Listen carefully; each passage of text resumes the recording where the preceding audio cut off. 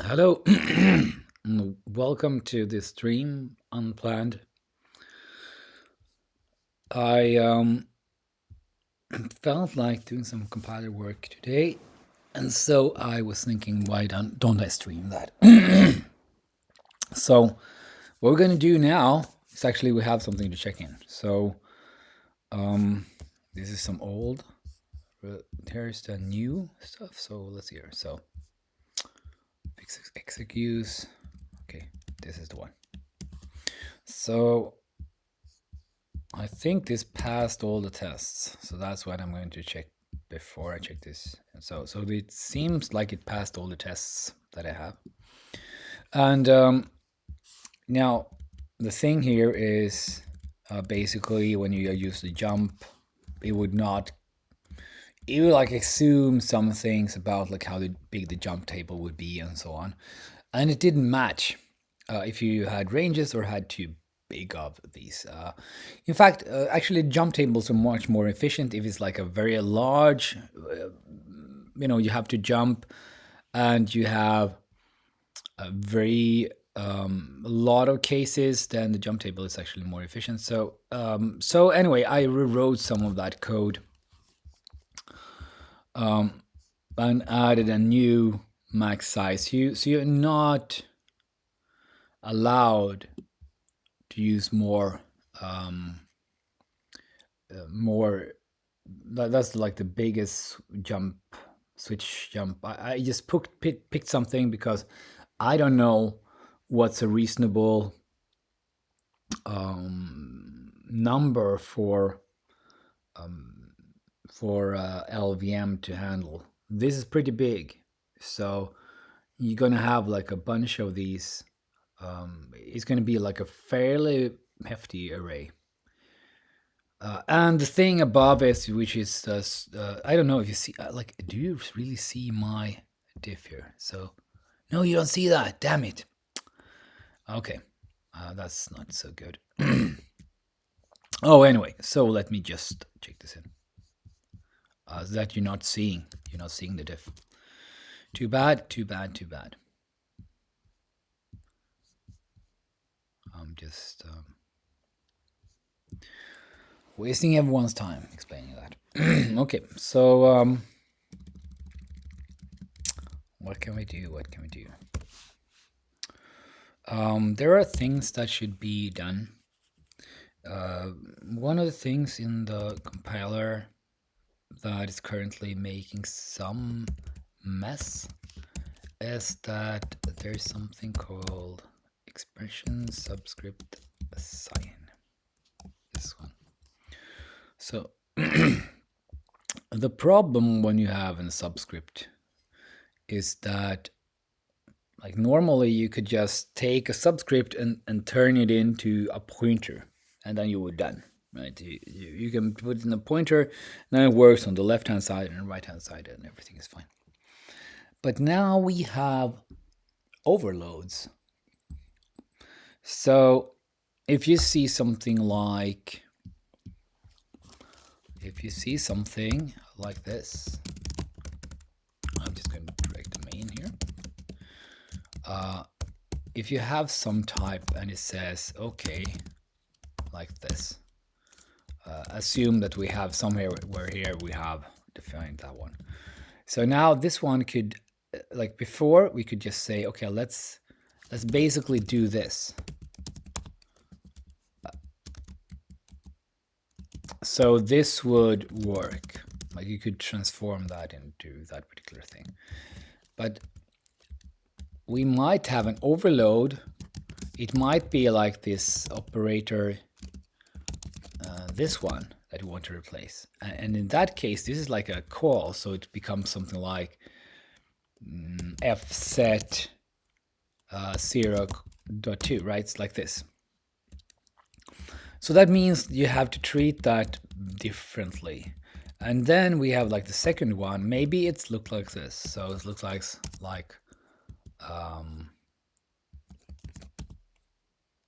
something like this. Okay. And that one is 2. Now, that could mean, in this case, that we have to go down. So maybe like first we want to strip off this one, right? And then we get to this part. But in that case, it doesn't matter because now we just want that to be an address. So we always, in this case, you always want this kind of behavior. So we're going to get that address of this, because then we want to take that one and then do this and take the address of that and then the ref. So in this case, we always use this overload, which means you can't really treat them in a very straightforward manner. And I made an attempt to kind of do analysis, like L value analysis, address value analysis, address analysis, and value analysis. I want to remove all of that, but I have to do it piecemeal to just break enough that I can fix it. So feel free to ask questions. So, all right. And just write them in the chat and we're fine. Maybe I should just ping everyone. So, again,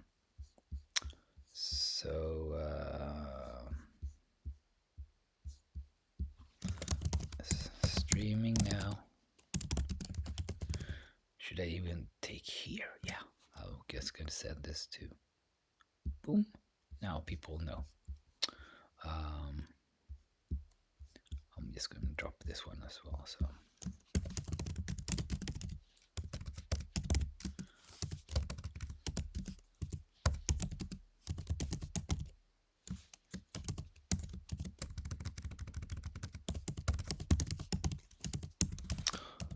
Oh, this will be on YouTube later. Probably, if it's interesting, right? All right. So let's see. Let's look at the analysis of expressions. So this is like the heart of the semantic analysis. It's like the SEMA, exper, and it's like this dispatch. Let me jump to that one. So this part. Let me fix this because I understand why C-line did that, but I prefer them to be a single row in these cases. And I haven't set up the code style to make that happen. Okay, so now I managed to jump from that. So we have a check type check here, which is this check as an L value, as an address, or as a value. And this is kind of overkill because how many things can reasonably an L value? Well, it's like the subscript, the deref, and a variable. That's all. There isn't anything else. And that means not, you still have to use that separately. So let's see the uses of that, right? So we don't want to check value. Oh, sorry, check value is bad. So L value is the one we want.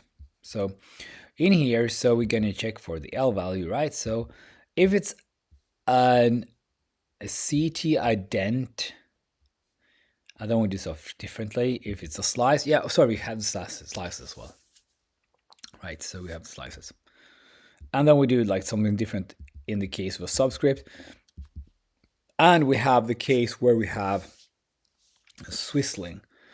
And then we have like the overload. But when do we actually use this function, this L value one, right? So we do use them in a few places here. We have the common assign, right? Now in this case, we already know that the left-hand side is a CT, a compiled variable. I'm pretty sure. So yeah, we know it's a CT ident, and here too. So we know exactly what's on the left-hand side. So this is like totally unnecessary because we can go here and then we can look at, okay, let's see the CT assign this CT, let's see here, CT identifier. CT identifier is somewhere. I should have ordered these. I usually every now and then I order these, and it's like much easier to find. So here we see we are solving it, the identifier, and then we do different things depending on if it's an L value or not. Oh, that's the whole thing. So we can change this into like this C. Okay, we can do like this. So inline bool sigma expression, and then what should we do? So resolve CET identifier, and then we just need the expression, right? And then we can do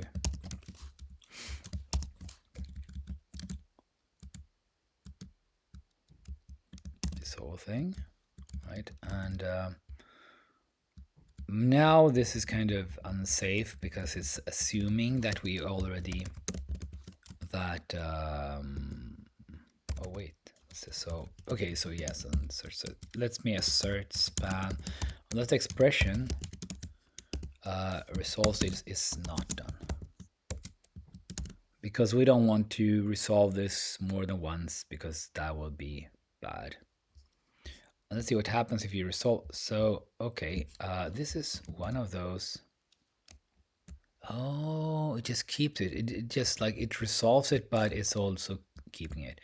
Okay, but we don't want to resolve this more than once. Okay, so we have, okay, so yeah, we can, so hang on, what did I do? Here's the resolve and resolve. Yeah, okay, so resolve CT, and I copied the whole thing, and now we're just gonna remove that one, right? And let's see here. So we're gonna assume that we're not getting this called with the check type check L value. It's gonna be the span one, and the check is not going to be that. Is that name of it? Yeah, no, it's correct. Okay, so it's just going to call this one. If not, sigma expression resolve CT identifier. Then we're just going to return false. And then because we know that this should never be called with the L value, in the L value case, we can just do this. So we can actually do like this, return. So the last thing is just going to be like this. Okay, so now this won't work really because we don't call the right thing, right? So now we're kind of assuming here that this is never called with the check type check. Well, I can remove that as well from this one. So because it's just called there, right? So we just have that. I think this is like why IDs, I love them. I love having this kind of power where you can quickly check usage and so on. So we're gonna remove this part, right? Just remove. Yeah, it's used. Okay, refactor it anyway. Okay, now that's gonna be an error, but it's gonna bring that one up here. So now we're basically saying that should never happen. So okay, but we have these cases where we want to analyze this thing, even though it's a CT identifier. So we have to find those cases. We had them before. I just looked at them, but now I need to find them again. So we have this CT identifier. So CT identifier, and yeah, and then we want to have like analyze. Well, let's just look at this. Okay, so we're here, right? And now we are going to, we know it's a CT identifier. Let's see where we have that. So okay, that was the Parsing.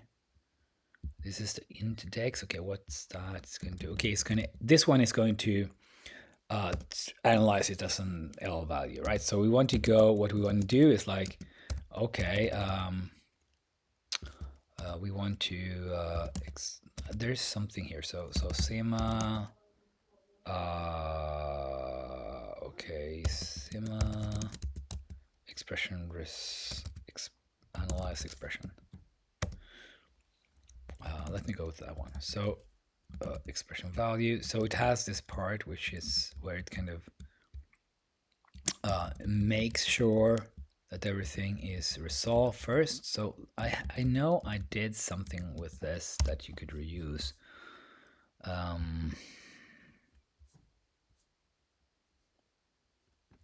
So let's see here. Okay, analyze parameter.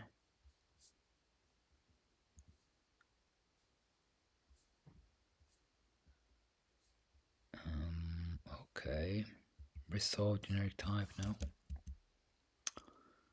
So in this case, we want to do the same thing. So we want to do this resolve, but we want to do that. We want to have this kind of checking, but isn't this used somewhere else? I thought I had. Okay, it's called resolve. Look. So what we're going to do here is we're going to call if. Okay, we're going to call this. What's that? A Sima resolve CT identifier. Okay, so we're going to add another function. And it's going to be like Sima expression analyze CT identifier L value CT identifier. And it's going to be like doing the same thing. So we can do this. It's just going to add this resolve thing.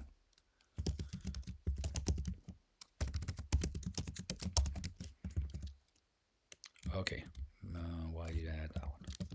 So we're going to resolve Sima expression resolve CT identifier. Let's see what this resolve wanted. Let's look at that. Oh, where is that thing? Maybe it's defined somewhere else. Solve. Here it is, fairly far down. Let's pull it up here. Okay, so it's just going to do this. It's going to return a value. Also, you only need to have it, and it will work, right? Okay. So again, I'm just going to jump into, well, you see I've started to write the resolve. Okay, so this is going to be pretty much enough here for it to work, I think. Oh, did the resolve need something else? Oh, so that's the check. What the check? Check. If not check.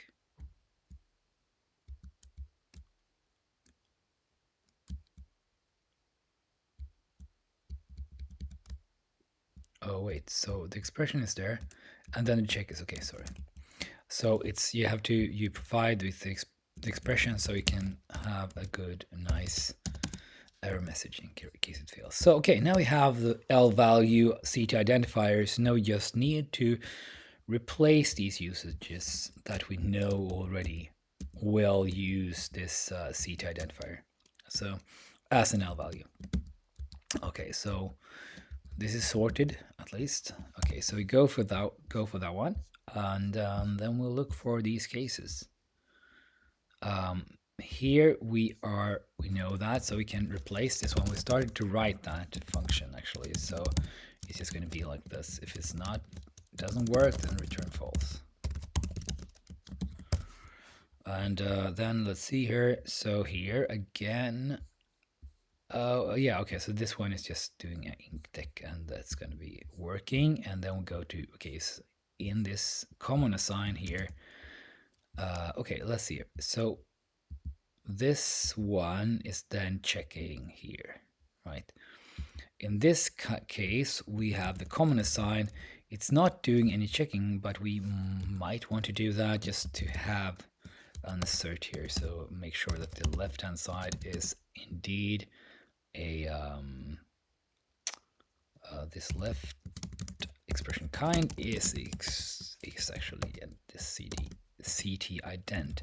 And now instead of doing this, we're just going to do sigma, and then we're going to want to do this L value. Let's see, we have just these two to pick from. So this is now done. And then we have the shift assign. So you can do the shift assign. That's going to be dispatching to this one as well. Okay. And then let's see here, there's another one, there's the subscript, right? So, but this, in this case, like the subscript is not actually doing any call to it's just going to jump through that. And then it's like the var case, it also doesn't do anything. And then there's the access child, and that's just going to be like, that doesn't do anything either. So I think we covered all the cases. We have the assign, so this is identifier assign. Oh, okay, we didn't pick this one. So this one is also important. So let's say, see, we want to do sigma seat identifier context left, and we return if false, if it fails. Okay, we have the address, and that's fine, and the R value. So in case it's an R value, we don't do it. Okay, that's fine. So now I think that we can look at that L value thing again. So what's called from here expr L value there. So again, we're gonna check that. We're gonna first of all we're gonna assert also now that the expression kind is not a CT ident, because we wanted to fix that elsewhere. It will probably break anyway, but because we have put this other assert there. Okay, so we have this case. This is wrong, right? Okay, so I found this one. It's a okay. This is a if it's a subscript, right? And then we're going to do analyze L value. That's going to be fine. Okay, so in here also, okay, we used CT ident separately, and op assign, again, we handled the CT ident separately. So this should work. Let's run the test and see where it breaks. Now we're going to look at the chat. Well, that happens. Okay, so, oh, wait, here's a lot of people. No, so starting from the beginning here. So Alex is asking, you aren't by any chance integrating my compiled backend, are you? No, I'm still doing, oh, it broke. Right, sorry, but I'm still like simplifying actually the compiler, because there are less things in, I want to put fewer expressions and statements in the from the front end that it passes to the backend, or the lowering layer. So that will actually help your compiler backend, Alex. But let me check this error, and I'll look at the chat more later. So okay, we expected to, we could break somewhere. So here we are, and we know that it's breaking, and I'm going to do like this. So I know at least I can see exactly where it broke. It's like when it did the analysis of math C.C3 there. But let's do it like this. So we don't need to reproduce this or anything. Instead, we just do it like this. So if this happens to be true, this feels very, yes, put it like true. Okay, and then we just put breakpoint on that one. So now we will see. Okay, so it did do that in the opposite sign. And then we look at the left-hand side. And it's an unresolved identifier. Okay, so it's an unresolved identifier originally, right? And then it goes to here, and it's an unresolved. What? Did I write this wrong? Oh, this is going to be like true. Sorry. So it's the other way around, of course. Okay.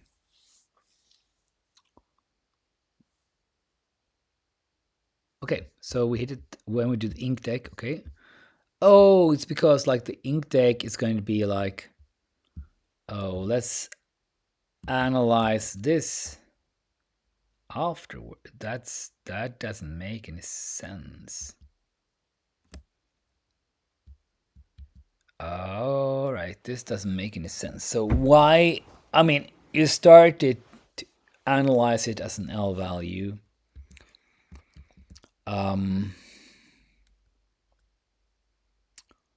So that is not going to cut it.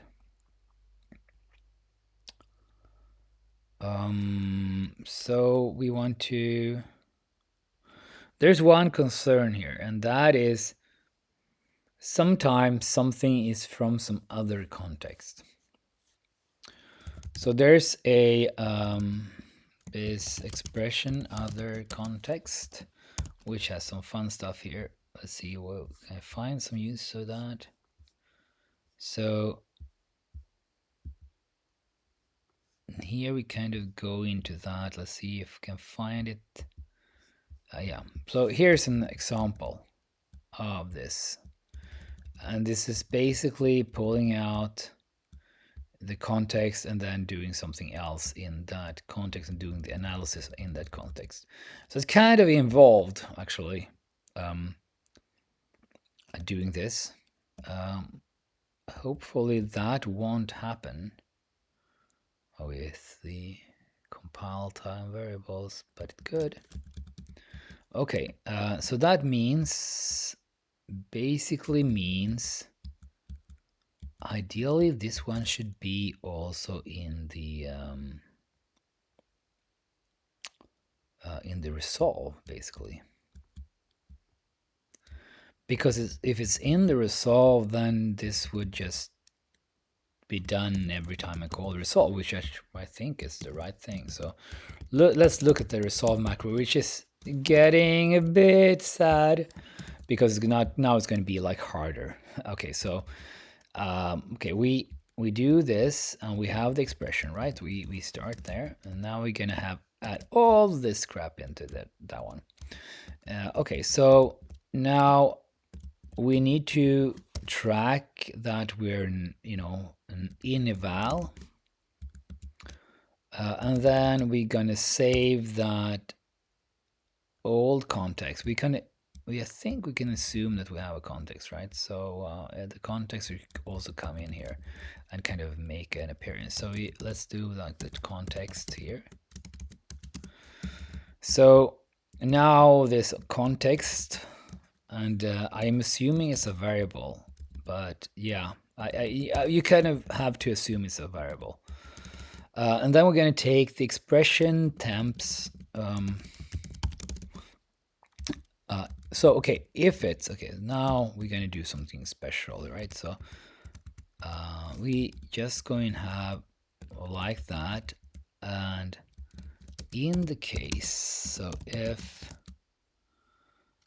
the expression, this is going to be painful. If this expression kind expr, is it called kind or not? Damn it. Kind, I think.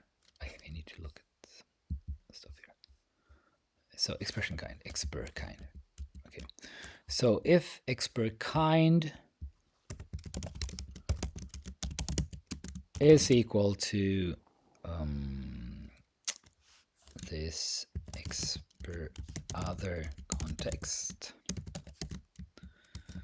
Then what we'll do, so while that is true, we will need to do stuff. So while that is true, we are going to replace our context with a new context. We're going to replace the expression with the inner expression, and this is going to be like the temp. Okay, and we're going to do that. And if the expression now has status done, we're done. No, that's not it. So if the expression status is resolved done, no. This is just going to happen.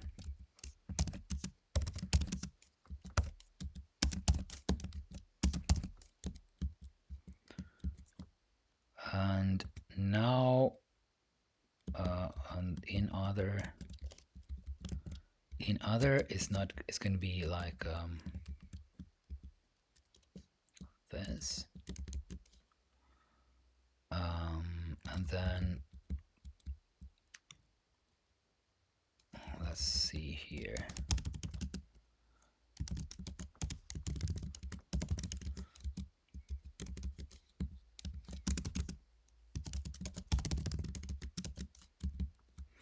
So in other is going to be true. New is going to be true because we are in a new expression. And essentially, and then was in no eval. Let's see, this is kind of getting hairy. Was in no eval. Huh.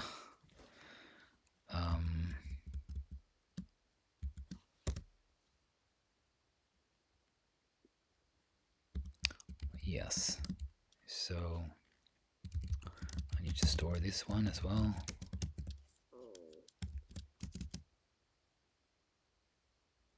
Curses. This is getting like it's getting super complicated.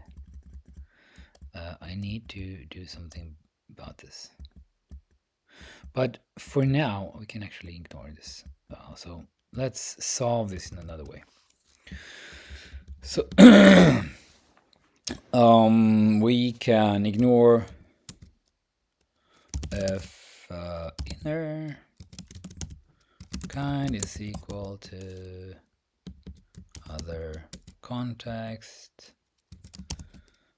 We just let's like put it there, and then we can check for a sign. Is an L value. Why do I do this first?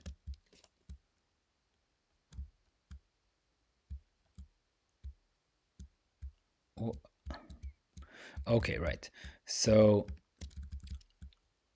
I want to do like this thing earlier. So I don't need to do anything else here before this. It's like just the wrong order. So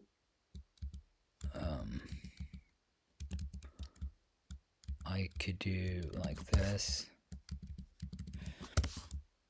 to analyze the L value, search its null value, I guess like this, right? So this was kind of work, I think, except for the other context. We're going to look at that later.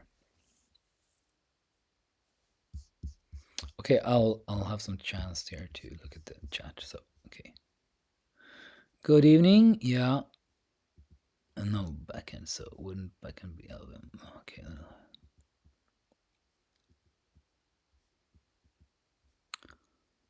So let me. Okay, so I do you see there's some discussion with Alex and talking about his backend, and And then there seems to be, okay, so got to quite a bit of discussion here about the LVM.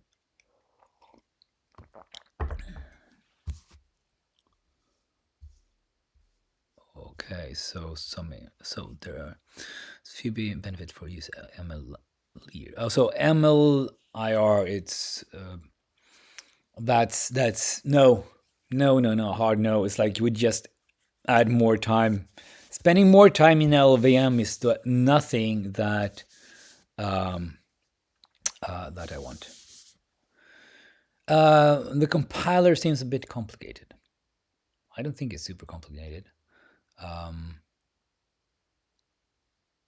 But okay, so what do you think is like the writing here? Like the compiler seems a bit complicated. So so what do you thinking is complicated about the compiler? Anything special? I mean, I'm not defensive here. It's just interested in knowing. So you can answer that question whenever you want. Now it's going to do something on the side here, and just answer and close, or not close, but there was this bug that we did in the beginning. Just gonna update the status of that one. Okay, it's still running through the tests, so I'm just going to go for a little break. I'll be back in like 2 minutes. Meanwhile, no, I'm just not going to turn on music. I'll be back.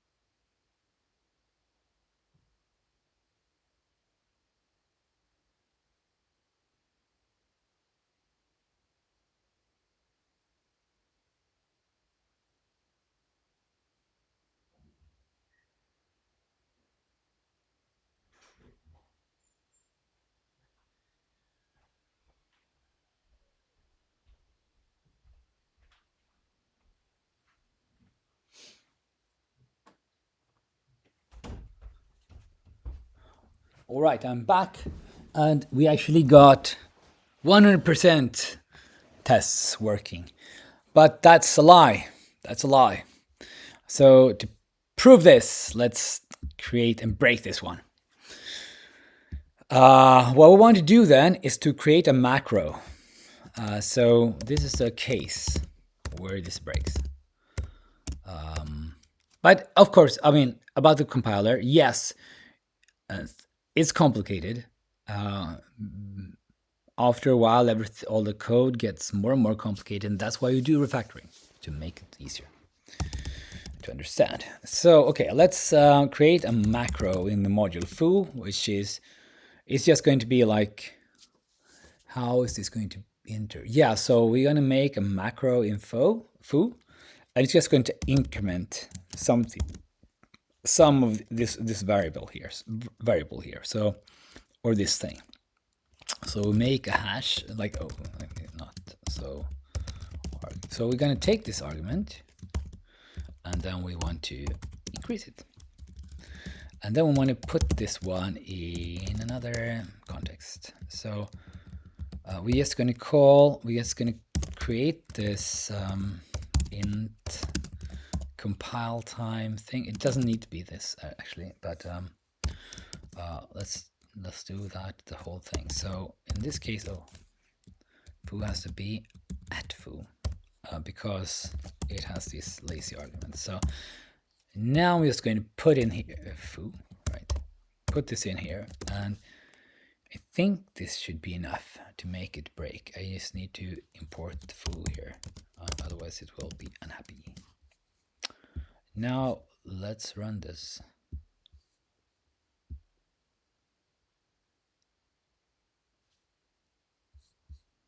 Now Yeah. Yes, that's correct. It should have this prefix. That's true. That's true. Boom! And did it break exactly there? No, it actually broke here. Wow. Okay, so I managed to break it, but not break it at in the place that I thought I would break it. That's interesting. So half a win. Um, okay, so let's go ahead and try to remember that I put this puts in there as well. So if the check equals check L value, then we have this. Puts to do or something. Let's remove all this use later, right? Okay, now, okay, we got there. How did we get there? Well, we got there in that thing, and we got while we were doing the L value stuff deep here. Right? We're doing L value, we're doing the ink deck, but shouldn't we have gotten the other context? Oh, wait, we would get, like, the first thing we would get would be the hash. So the sad thing is that we need to resolve all the hashes. So do we have a function for that? Sema resolve hash something. Fold hash. Yes, this is it. We need to fold the hashes. So if not, inner thing. So this is important. So what we have is, like, inside of this, there might be a hash, and we want to fold that. So we need to do that first. Okay, so given that, we would probably hit this expression other context now. Right, did we get that? Yeah, the two do reach. So now we're in the other context, and we need to kind of solve this in some way. But let's assume that. So that is a problem. But we can. I think, like, maybe there should be, I am not sure that I want to do it like this. So we want to have the L value, really. So this should not be needed, basically. If we move, rather than doing this, we want to have this analyze expression L value is going to be like looking at the different L values and do different things. So let's switch on that. So if first of all, we need to resolve this. So we have to have a small resolve. Sim analyze expert L value dispatch, and it's going to be like the same thing, but it's going to have the meat of the code. So this is like a slightly different take now, because I realize I really want those other things. Okay, so now we're just going to do the same thing, almost the same thing. So we're going to have, like, okay, let's resolve. And then there's this expression check, and this is like basically running this resolve. So what we're going to do is we're going to do Sima, so expression, Sima analyze resolve L value dispatch. Context expression. So things get hairy when you have a lot of these macros things, and I mean this is doing the folding as well. So okay, so we have that expression that can be, you can be sure of that. Okay, and now we're going to do this check. So we have to have a switch.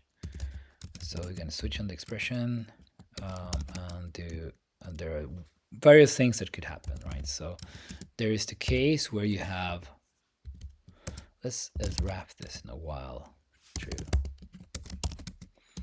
So there's the case where you have an hash ident. So in that case, you want to do this and this expression, and then you just want to continue. Then you can continue doing stuff to the expression. And we have the case where you have an express C ident. In that case, you want to, if not sigma, and then we will do the CT ident. And we just need to resolve it, I think, because we don't need this other thing now. This part is already done, so we can move that one. Okay, so now we can do it like that and just take the context, try to resolve it. And it fails, so we're just going to return that. Sorry, that one is finished. But then for the default case, we're just going to do this. But then we also have the case where we have the all this context and stuff. Okay, so let's look that up. So we have the other context. So if you look at this, there's a bunch of things that is stored. Okay, so we have different ones. Damn it. So we want to try to make that uniform. Let's see where that other context is used. So in the dispatch here, we have something more complicated. So let's try to extract this. We want to have a function that takes all that state and stores it into a struct, I think, because then we can restore the struct. So we're gonna have a struct context state. Oh, you can type the first one. Type def. I just quit it here for now. It shouldn't be in here. And then we want to call, okay, so it's an in no eval. That's one, right? We have you know, the context, what it was. Context. We have, what else do we have? Let's see here. So it's in other, it was in other.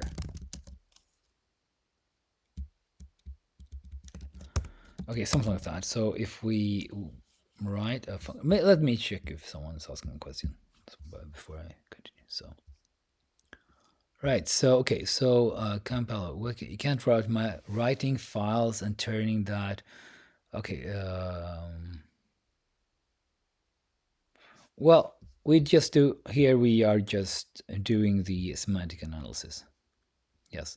So basically, what we're doing is checking, type checking, but we also do the constant folding, which is basically taking, you know, on the top level, you can think of like taking 1 + 1 that you see in the source code and turning that into just replacing that with a 2. But you can do that with other things as well, just as long as it's constant. So something like a full size of would be constant, and so on. And then you can kind of expand that, and that's how macros are run, compile time execution, and so on. So we want to have now a context. So function that returns a context state, context switch state. Context switch state. Remove this one. Context switch state. I'm going to switch state push, and then we have the context. Context. And we also have the new context. new context, and then we going to go, okay, so this context switch state that we have. Okay, so we want to do a few things as we do this, right? We're gonna do the whole of this, kind of. So we need to store that we're, let me write it like this. It will be optimized anyway, so the state would be like in no eval is going to be like if it's in no eval before. And then the context is going to be the context, right? And then let's see here. So we're going to replace that other, and then if it's done, we can just return from here. But we are, I guess this is in other. What is that? So it's, yeah, okay, I know. So it can be also be in other has that state. So the in other is equal to this context, and then it's something called environment or something. Where is it? Call environment, yeah. I could just store the call environment, I guess, and call environment and in other. So now all of that is stored. We can replace, we want to replace the context with a new context, and we kind of already did that. Okay, so hang on. We're not changing stuff in this context, are we? Okay, so, okay, now I remember. So is in no eval. This is basically, we want to change this. So in the new context, we want to store what it was. So the new context is going to have like this, right? So, and we want to also store what is in the new context, what is in other.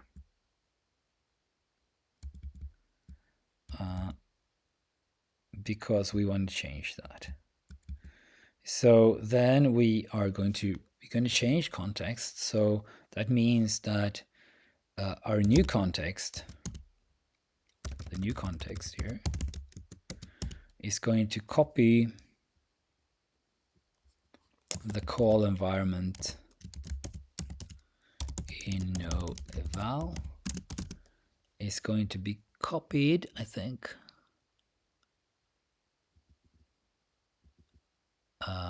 from the other context. So let's copy that one in no eval. And then also now it's in other.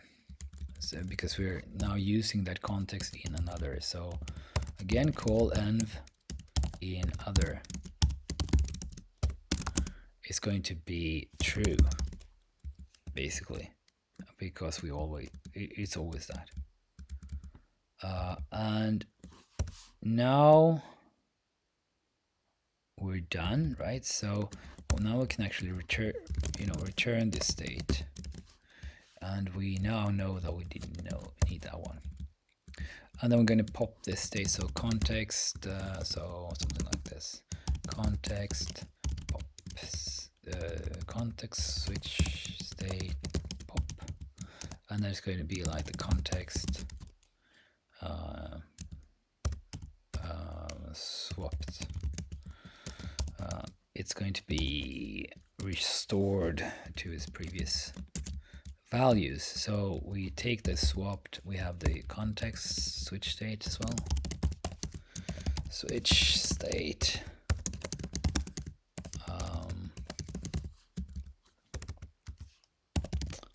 Okay, if you wonder why I picked this solution, it's because this is the first thing that kind of popped into my head.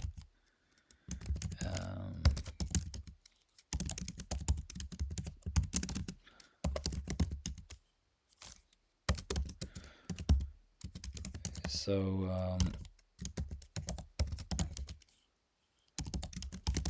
this is after writing a lot of code, you can naturally do this. Okay, so now we have these functions, right? And we have, they could probably be static inline, very small. Right, now let's see if we can inline, right? Okay, so let's go back to where I actually used that. So we have this expression dispatch. Okay, so it's going to start. So context, switch state. The state is going to be like the push, right? But actually, if this thing inside is already resolved, we're done, right? So we need to do like we will need to store this new like this is correct. So actually we want to store the new one. So the one inside, what's the context? So the semi context. So the context and new context here. We store that one. This. And then we're going to replace the whole thing. Let's see if there's something else. So there's an inline add. I've not used that before. Turned out I didn't use that. Oh wait, it will be used in some cases. It might be used in some cases. Okay, never mind. So and then we're going to be like the state push. It's going to push. It's going to take like the context, and it's going to take the new context, and you're going to get the state. And once you're done with that, it's actually updating things. Okay, sorry. So this one is the. We can just skip things, right? If it turns out the inner one is already.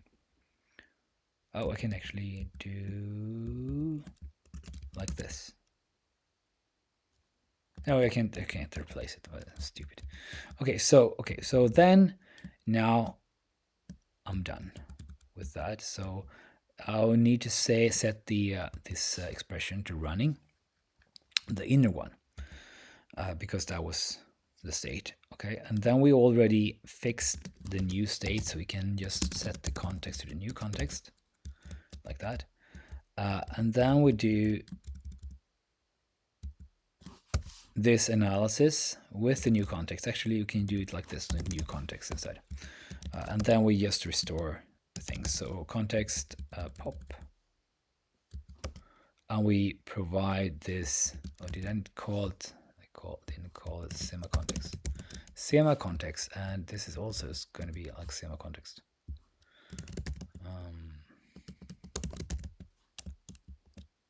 Okay, so I pop this new context, doesn't matter, and then we return whatever the value was.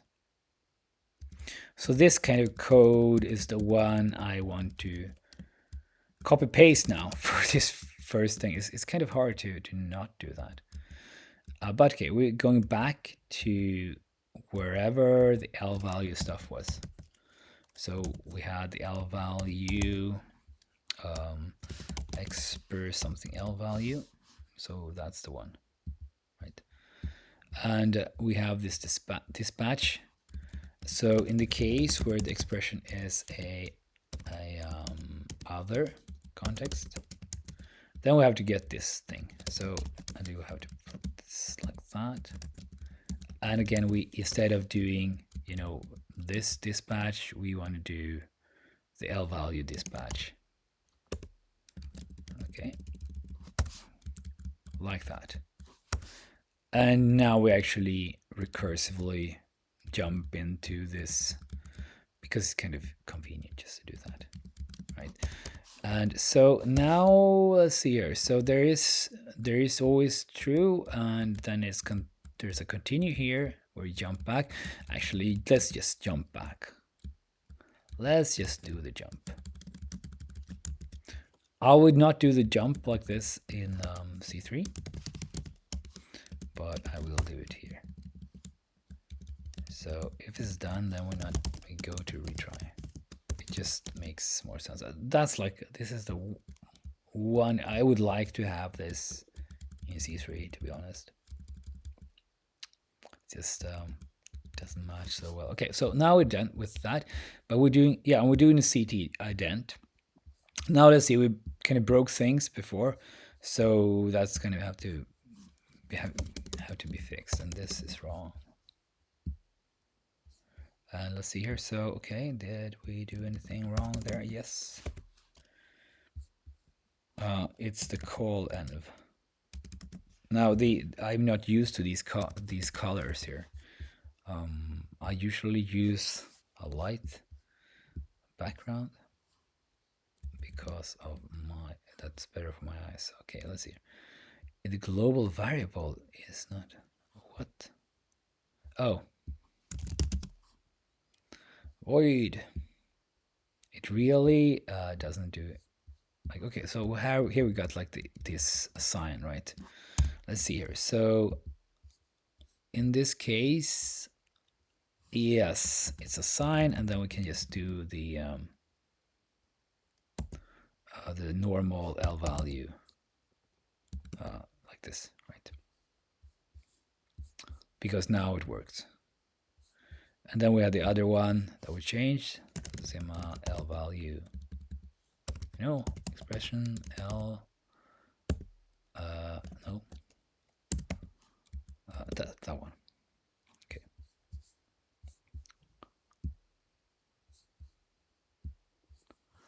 Okay, so maybe I did something wrong here. So too few. Okay, yeah, I forgot the state. State things, and then pop. Yeah, state here too. Be slow.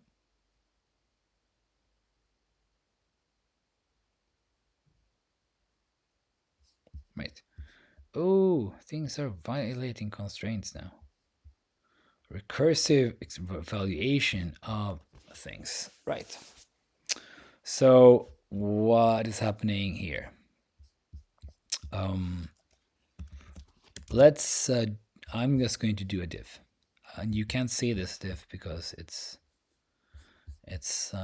in another window.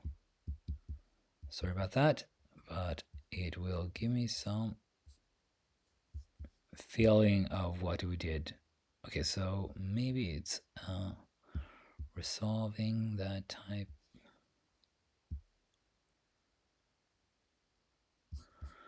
So okay, so we have the resolve, the CT. Yeah.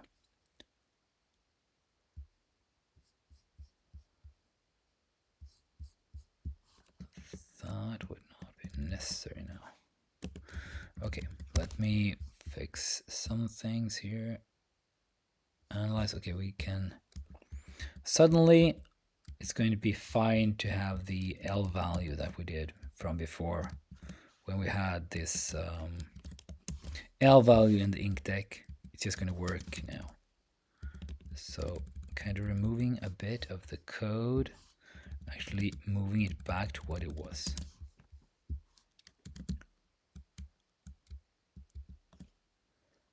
And this is nothing to worry about. That's just the way it is.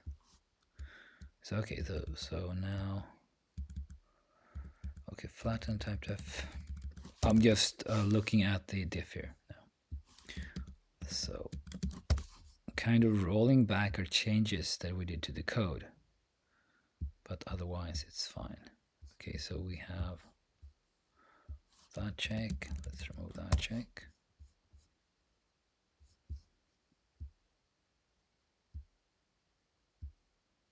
And so the new thing is like our new like L value dispatch.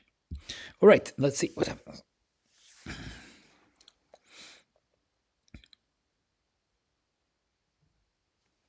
Right, so no hash function found on the key. We're going to get like the recursive resolution of expression. So I think I kind of accidentally did something bad here. So the folding of the hash, let's see what that one does. So it's going to fold the hash. Does it completely resolve it? So okay, so it replaces that particular hash with something. But what happens afterwards? So if it's, so let's see, I think it might be this actually, not the other context thing that we did.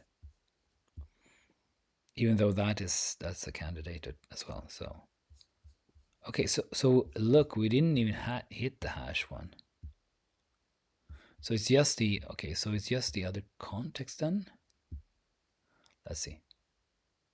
Do we hit the other context? No, it doesn't. We don't hit that one either. Okay, now this is kind of strange. So it's not the changes that we did. That's not the problem. That's not the problem. It's something else. And so the question is what? We did the context switching things, but that's a different thing. We made some changes to analyze CT identifier. But again, that one should only be different in the case where you actually hit that identifier, which I don't think it's the problem. Oh, it looks okay. No, that one's fine as well. Kind of looking through all of this and kind of restoring things to what it was like before. Trying to find something that, okay, we didn't, we did the other context. We didn't do the big other context. We have other context in two places, right? So we didn't actually check, put our breakpoint on the big one. So it's probably in the big one. So let's see here. Expression is mayref trace valid analyze dispatch. So here we go. So this is probably the one, right? Let's go here.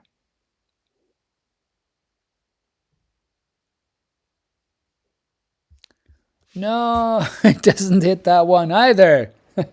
so it's not hitting either of these. Just put the breakpoint in some other place just in case. I mean, is it not hitting the context switch at all? Doesn't look like it. Okay, so now things are getting a bit weird. It's breaking, but it shouldn't be breaking like that. Okay, so let's see. We have the other context is just in these places. Okay, let me get the diff again. Pull out the diff. The changes we did was like moving the resolve thing, I guess, and then updating a few things, and then we added the context switch stuff. And then we did some changes to how we do the analyze CT identifier, because we refactored that out and created like resolve CT identifier, and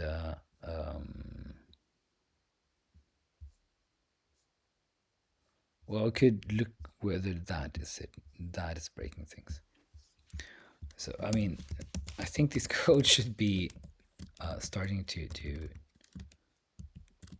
act up earlier. So let's see here. We have the what was the name of it? So CT identifier. So okay, in here, right? We do the resolve. So if something is bad, then it should be this part.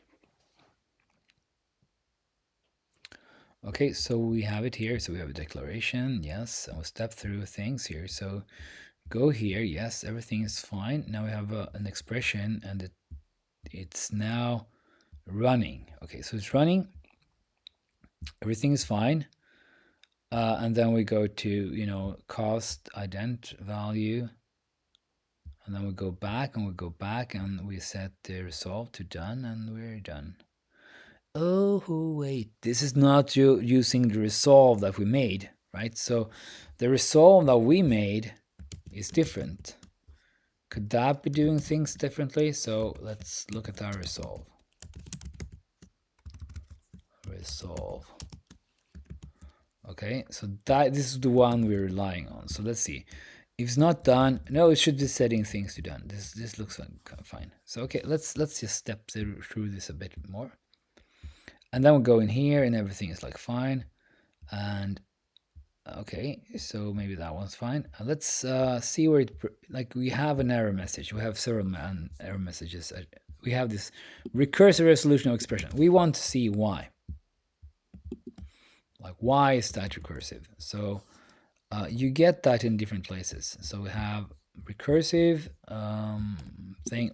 It will print through the SEMA error. SEMA error at. So most likely here somewhere. So let's just stop it there. And we can see, okay, we're checking something, which is what?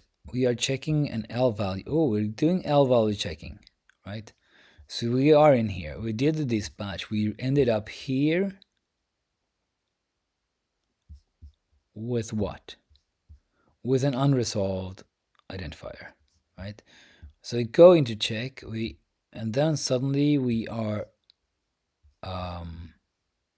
thinking this is crazy, this is bad for some reason, right? So why would we get, basically in this case, we get the expression and it's not, it's already resolved. So let's put in the cert, no, not cert, we have to do something like if expression kind, expression resolve status is equal to running, then we have some breakpoint here. So remind me to clean all these things when I'm done. So this suddenly became really like taking a lot of time because of this. So okay, we are here. And we now, okay, we wanted to do this. We did op assign with the left hand side, right? And we already, like, what do we do? So with the left hand side, so the left's resolve is running somewhere, because we go for the op assign,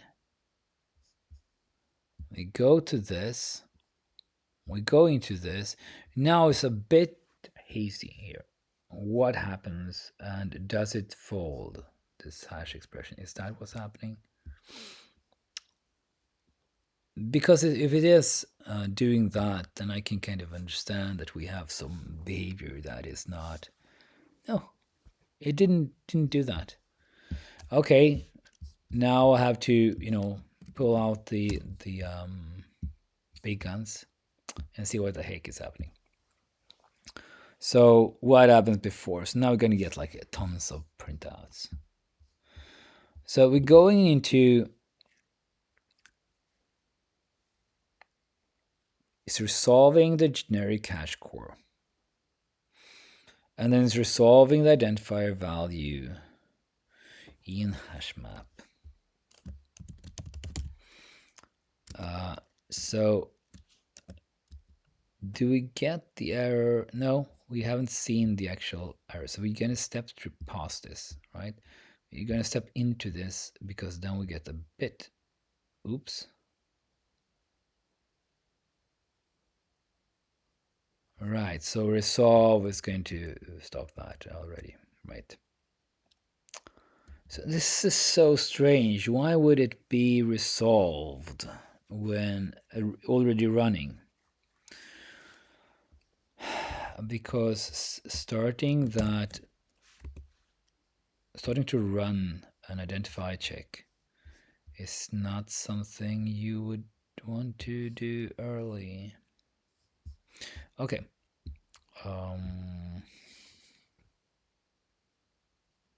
You don't do that unless you really want to check it. So okay, but it's an unresolved it's identifier. So let's see, where is it? Unresolved catch, unresolved identifier, right? So it's an age, and it's in some statement. Let me look at this. So it's in the hash map, and we know exactly the line as well. So it's line number 385. So 385 is here on line, assuming it's this. Right, we are on 385. That's not it. That's definitely not it. So what's the context? So the context now is what unit, what file. So the file is built-in. We're in built-in. So built-in and 385. And that's probably okay. So it's in this code here, right? The generic hash core. And that's a typical. Oh, but it is the left hand side, right? So it is the left hand side. So something is happening with the left hand side, right? We can be pretty sure that that's what happens. So though, what's happening here? We can have like some debug stuff here. So debug log expand hash ident and debug log switch context. Right. Because this is actually where it crashes, right? So there is something calling this, which would be this L value. And that L value is actually... Okay, so this one is starting the analysis, right? That's why. So when I then go and check the thing using check, it doesn't work because we need to. Now we have to set, okay, the resolve status still resolve. Not done. You know. So if the resolve status equals resolve running, then we change that state. That's right. That's right.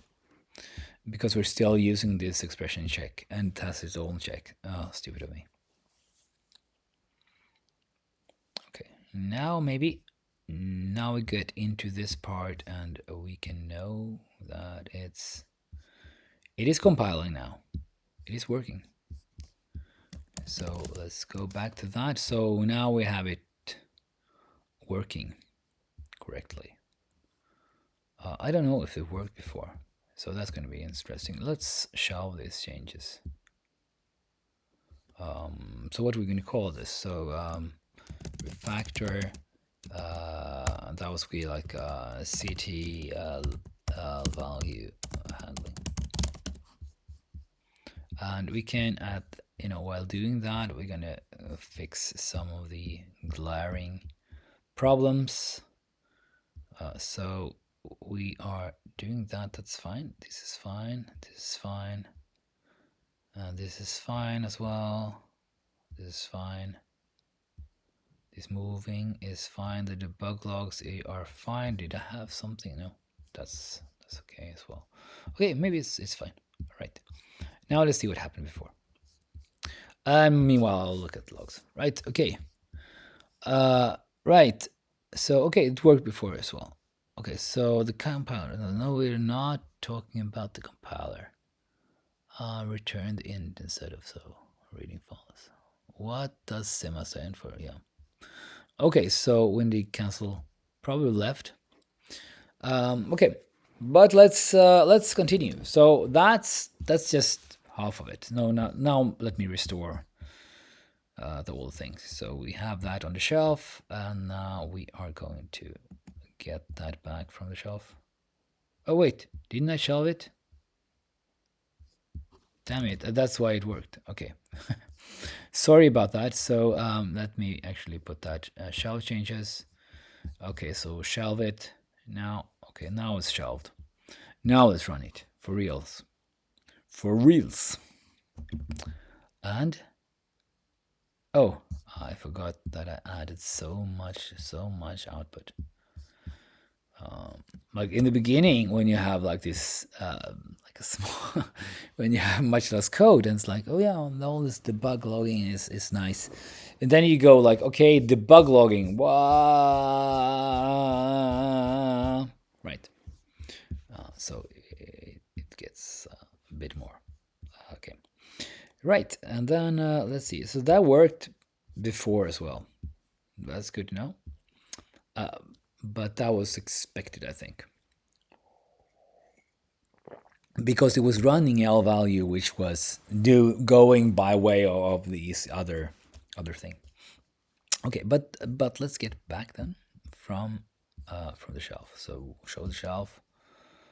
I use the shelf instead of staging things. They are the same, almost. Okay, so we have that. That's working. Let's put this in as a test thing, right?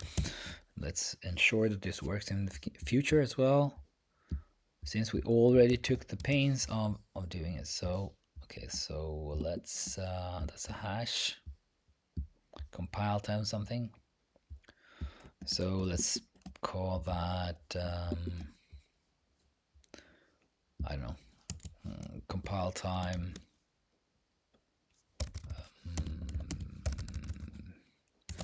CT left hand sign.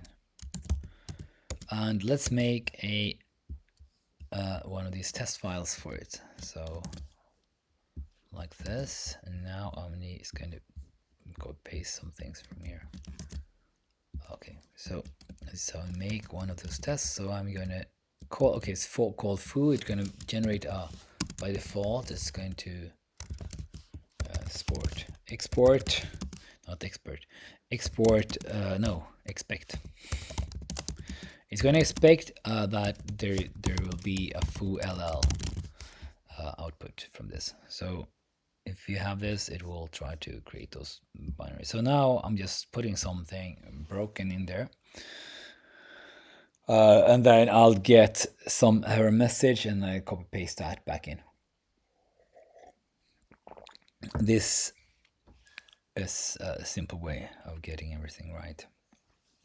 So what I'm doing now is running the test again, and when it hits this one, it will look like, okay, what is in the foo.ll file, and trying to match that against what I said I was expecting. And since I was expecting something that's surely not in the output, it's going to be an error, and the error will print out the entire IR for that file.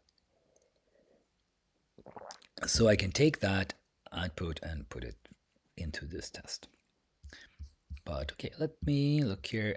Anything else? No, no one else is asking questions. Okay.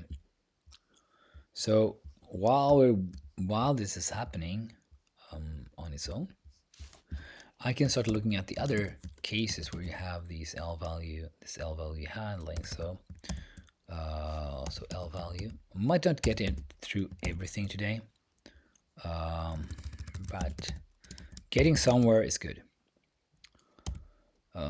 Mostly because, like, actually, this is just fun stuff. Refactoring and fixing things like this is, oh, here we got the output. So I'm just going to take this. It's almost nothing. What? Wait. Because, well, I just have the main, right? So the main isn't there. Oh, damn it. Main is stored in bar. So it shows me the content of this part, which is just a macro, and the macro doesn't have anything. All right, I'll start that one again. Meanwhile, let's look at the L values dispatch. Sorry about that. Just have to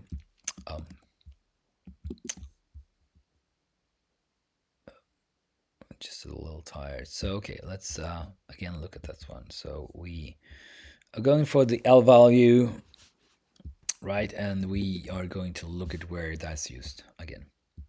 So we have this case where we have the CT ident, right? And then this is fine, right? We know it's a CT ident, everything is going to be fine. And we have the subscript. So we have the subscript case. And so in the subscript case, then we know that what we'll get on the other side is actually the subscript. So the question is now, is that handled in any other way? So let's pick that out. So we have the expr subscript, right? And I may just, for now, just kind of copy this. Okay, so it's going to be like a case expr subscript or subscript adjourn. That should never be there. Bad me. Okay, so let's do like, okay, like this. It's going to be like the L value there. Okay, do we have anything else with an L value? Right, so there's the case here where you have an oppa sign, and we're going to know, is it assignable? If it's there are just a few of these that can be assignable, right? So it can be a unary, it could be an identifier, and if it is an identifier, it needs to be a certain thing. So this kind of check assign thing here is semi-binary is X per while. Okay, so let's see here. So the swizzle, the identifier. Wait, like, why do I have both of them? Oh, wait. So it's what? Okay, so this is doing weird stuff. This is the check. Okay, so this is the check, which actually checks that the assign is okay. And semi-binary is expression L value. This is actually the thing that actually does something. So this is the one that kind of says, yes, it is okay. This is an L value. So this kind of thing should really go into that L value handling. So we see, like, if the last thing in an expression list is an L value, then it's an L value. This doesn't seem right. This doesn't seem right. I don't think this is right. So okay, but we can test that. So I'm gonna say, like, go out on a limb and say that this is never correct. This is just go to error. Let's okay. I should probably stage this. So not stage it. Maybe I should just like put it in. Okay, so the tests are fine. Right, and you just have this empty thing, right? Because it doesn't do anything, but it does compile. So right, it shouldn't do anything. And let's just store this. So refactor, this is correct. So let's commit that. I'm not going to push it immediately, even though I could, because that's the power of being the maintainer. Okay, so let's designer. Right. Next thing then. Let's see if my hunch is correct. And we just go to error here. let's comment these out. I mean, something, if it's possible, then something in the Sun library should protest here. And then we can look at that. What is that? So this is going to be super interesting.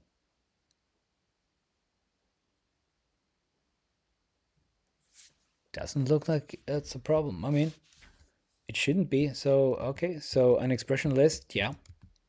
That's not a null value. Value, okay, it goes in here. Then shame list. Case, you know, expression list. That's the place of shame. Right, and what else could be an null value? Okay, so subscript, yes, subscript, and these could be L values, definitely. But a hash ident, should there ever be a hash ident at that point in time? Where do you, like, this should already be resolved. That means that this hash thing here should never be happening. So this should not be there anyway. There's no way that should be possible. And so let me just run this again. So and now let's see, we have like the swizzle, but that's not permitted, right? It could be permitted, but right now it's not permitted. It will do some things with the swizzle and might lower it. I think there is something that's possible. That could be possible, but yeah, definitely this looks suspicious. We have all the unresolved expressions, right? Which could be splat, it could be other context, it could be cost, right? And we don't know about those yet. But what we do know is like the CT ident is that's definitely fine, right? So we can kind of move this list up into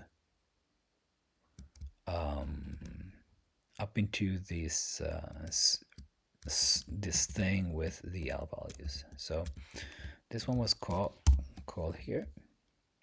Oh, and look, it's just used in two places, like here. So it's just in this check assign and this check assign. That one is used a lot of places, right? We also have this used in this pass through, which is a special thing for the ref params. Okay, but we do that later. So we have like the assign, and we see that we already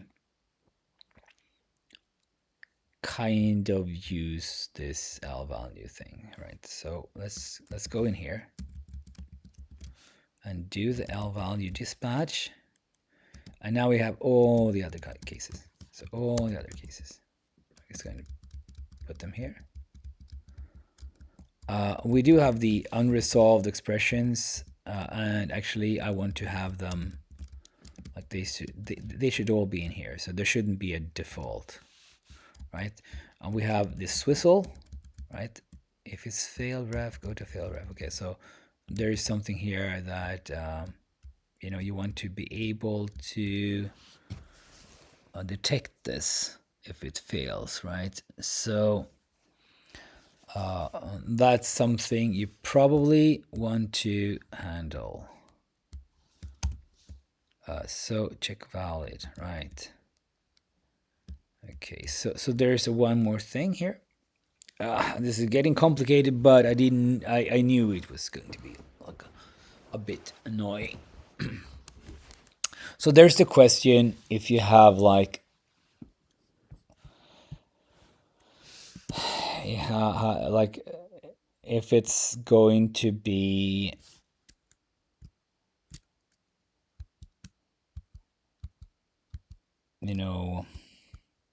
oh wait, why is this null?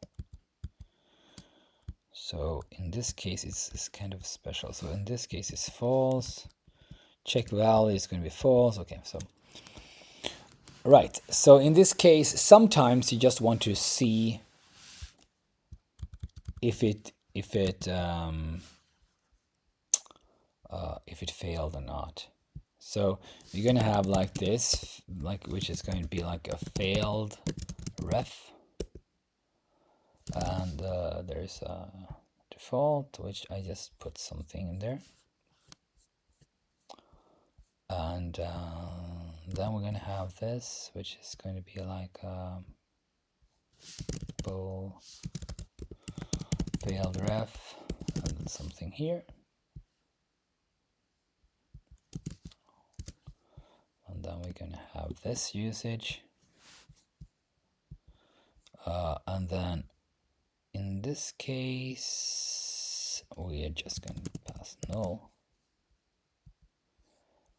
In this case, do we have anything? Yeah, failed ref, there we go.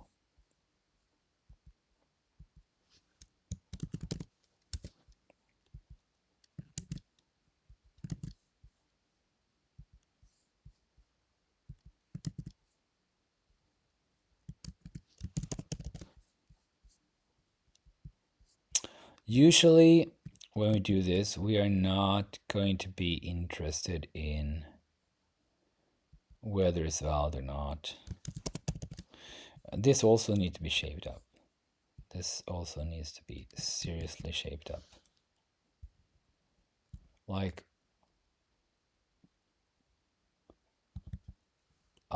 when you do something like this, defined x this thing. So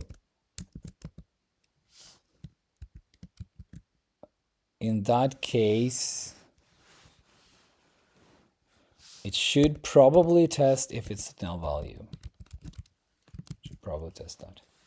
Okay, anyway, we've already made it possible. Okay, so we're going to fold the hash, right? And that's going to be fine. We don't need to do anything else. We can't handle anything. Okay, so and then we have the CT ident. If we resolve that, it's just going to be resolving this identifier, so you get it done and everything is fine. Subscript, in that case, we are going to check if it's valid. We're not going to check if it's valid for now. We are just going to send that, and then we have this thing, and we're going to have to pass this one along. And then, okay, so in the case there's the failed ref, right? That's a special case that's handled by this code, which is basically if you have a failed ref, then you go to then you do something like failed ref equals true, and then you return false, I guess. I think so.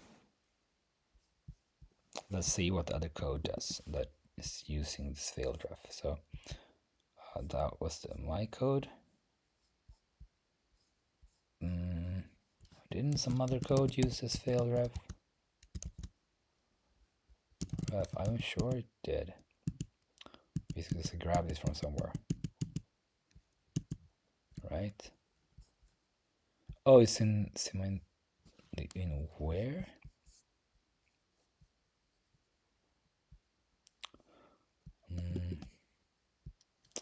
Failed ref. Okay.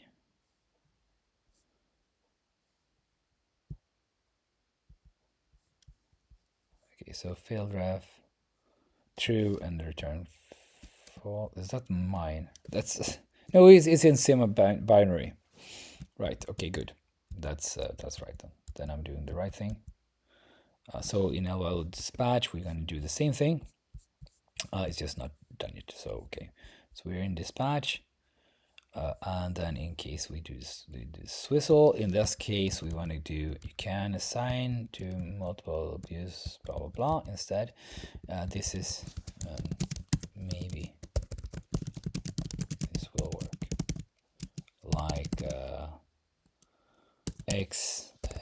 foo x y equals something something. We can look at that later. And then we have the lambda. Now the lambda is not okay. Bad lambda. Right, and we already handled the CT ident. There's a bunch of them that are going to, just going to fail.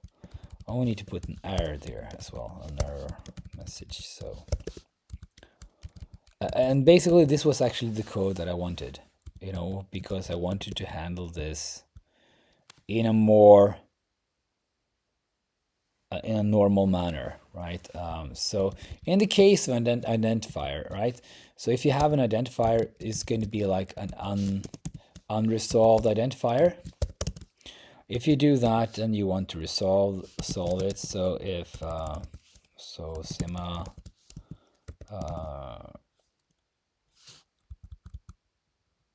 you're gonna do what? Let's just do a kind of as if it was a normal thing. So we're gonna do Sima x per dispatch to about that expression, and then do a type check, which is going to be like a value check. So it might fail in that case. That's failure, right? But if it isn't, then we're going to fall through. Okay, we're going to fall through to the next statement, which is case x per identifier. And now we already have the identifier, so we already know what that is, right? So, okay, it should be like that. So in that case, we are actually going to look at the declaration inside of it, right? And if it's not a variable, then you can't assign a variable, a value to it. If it's a constant, then you will also fail because you can't assign to a constant, yes. And then we have to kind of take that. It could be an alias, so we want to know that we go back into whatever it is. So you can't assign to a ref parameter, yes, and actually I can just go to error here because this is going to be deprecated anyway, and you shouldn't use it. So then we have these locals, and all of these should be fine to kind of assign to. Right, so it just returns true, and like everything is done because we already resolved everything. Everything is fine. And if it's like an expression, this should not happen, right? So, and if it's a member or a bit member, then you shouldn't have that as a. That should just be an error. So go to error. What was that? So let's see here. So what was the old? Okay, so the code was like this. And if it's a constant, then we already handled it, right? So these are wrapped, and that could never happen. Those are already unwrapped. So we're done with that. Everything is fine. So we went through all the possible kinds here. Right. And for these, we have an error instead of just saying, okay, it was maybe a bad idea. Okay, and now we're done, right? You can't end up there. Okay, so we have the unreachable for that statement. Let's see here. Do we have another? Yeah, we need an end switch, end of race, right? Unary. So now this is kind of, so if it's not a deref, right? It's not a deref, then it can never be, right? And so then you want to take something because it's going to be an address, right? So it's going to be an address. So let's just get you also just want to take that inner expression. So we have an inner expression that we want to resolve. So we're going to have sema analyze dispatch, and we're going to have this as a value, and it's going to be the inner type expression, inner expression, and this is the inner type. Yes, there. This is going to be a bit special, so we're going to do that like typically with L value we do these different things. So let's see, look at the unary solution here. So we probably have some special handling. Okay, so if it's not resolved, we're going to handle these. If it's a deref, right? Do we do anything different here? So if it's a deref, then we do handle this like this, right? So it will do all this for us, and it will not do anything special. So then we can just use that. So if it's actually like unary, it will just do this normal analysis. So we can just dispatch to this expression. If it fails, then it fails, and now we can go to error if it's not a deref, right? And then we can just run the same code here that was there from the other example, because it doesn't do anything special when it's oh, you can't assign to and use the top expression. What's the top expression? Maybe you can go drill down or something, but it's going to be fine. Okay, so it's this one, right? And otherwise it's true. Now there's the bit access. This is kind of gnarly here. So okay, in the case there's a bit access, but these are resolved things. So the subscript one we already handled, right? And the hash ident we already handled. The poison one should always fail. So that's I know this is a return fail, false, right? And if it's a const though, if it's a const, then it fails, right? It can't ever work. So again, we'll do. I think it's like the top expression is because you can kind of drill down into subscripts. So that's why it worked like it did. Okay, so we have the identifier. Oh, we already have the same problem here. Right, so a lot of assumptions here are getting turned on their head here, which is why we have all this weird stuff. So for these, I'm just going to again punt and let this just do the L value. So expression result. So it's what was it? Sema analyze expression check. So it's going to be like the dispatch. So this one, the reason of the problem was because I used the expression check, which is the wrong one. So it's going to be like sema dispatch, and it's going to be context, it's going to be the expression, it's going to be L value. Then we're done. And so those are things. So okay, then we have some weird stuff. So we have all these, like these are all wrong. And why did I put all those? So we have these, which are also wrong. But what happens to these? So they all end up with errors. So there's like the difference, I guess, with, okay, we can accept this. It doesn't make sense. Doesn't make sense. I think that all of them should be like, okay, it's if it's a fail, then go to fail ref. Otherwise, go to. I don't know. I don't know. I don't know.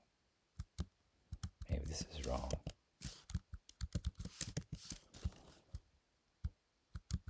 It's like you. Well, it could be right too. Could be right. So let's do it like this now. What does it say at the top here? It's a huge list now. Okay, I've missed some. So these are not in the list. So let's put them in the end. So a macro body, no, that could not be an L value.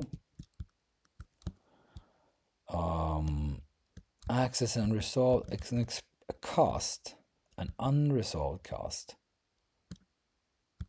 And that cannot be an L value.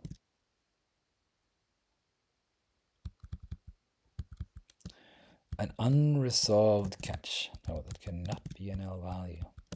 Compound literal is not an L value. An embed is not an L value. And generic identifier.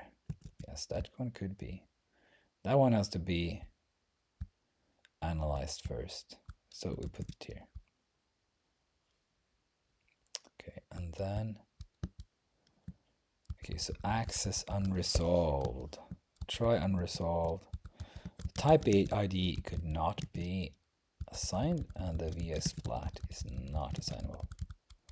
So try unresolved, that's definitely not anything that should be an L value. We should just have a few of them. So these kind of still rely on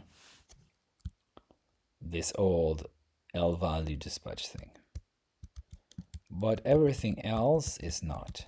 So we have also the go to error. So the go to error is, we're going to look at what that looks like. So go to error, right? That was this one. So let's see. An assignable expression like a variable was expected here. Yeah, let's use that. So okay, go to error already has this go to fail ref. Yeah, that makes sense. Makes sense. That's why it. Oh wait, did I already? That's the binary. That's the binary. My own here is not as smart. So we have like, okay, failed ref. If failed ref, go to ref, failed ref, otherwise return with the expression, an assignable expression. Yeah. So now we're cooking. We don't need this. And actually, we don't need to go to error because that's the end anyway. So we just gonna need to break here. Then we're done. So let's see the go to error at the top. Failed ref. Yeah, that's, yeah. So we can just, that one can just break. And again, this one should just break. And this one should just break. So let's pull that one down. So those all break because they are not valid.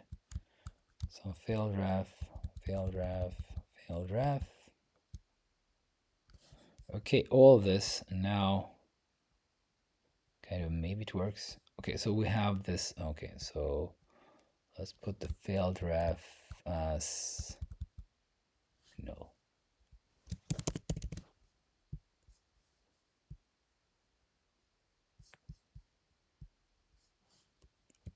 So we want the expression dispatch, but now we are L value. Yes, we want to check for. Not now, we just have the, just check the value.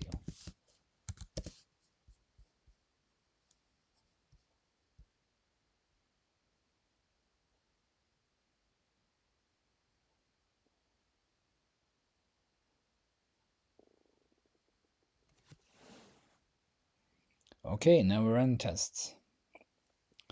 We are cheating with the bit access, access results, express slice, subscript assign.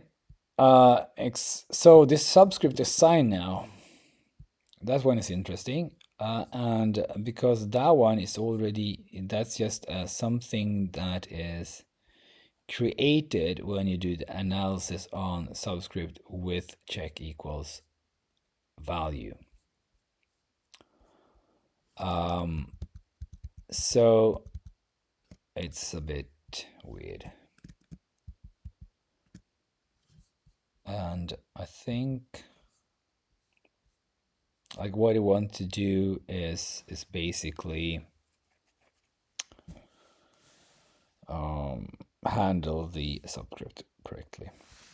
But we've gotten fairly far in like making a mess of the code, really. It's making a mess of the code, but it has to be like this as we refactor away these parts.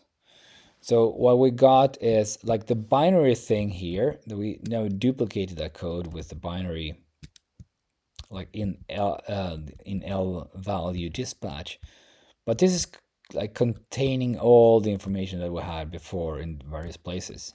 So this is okay. Sorry, here we got okay. So we got macro untyped var args2.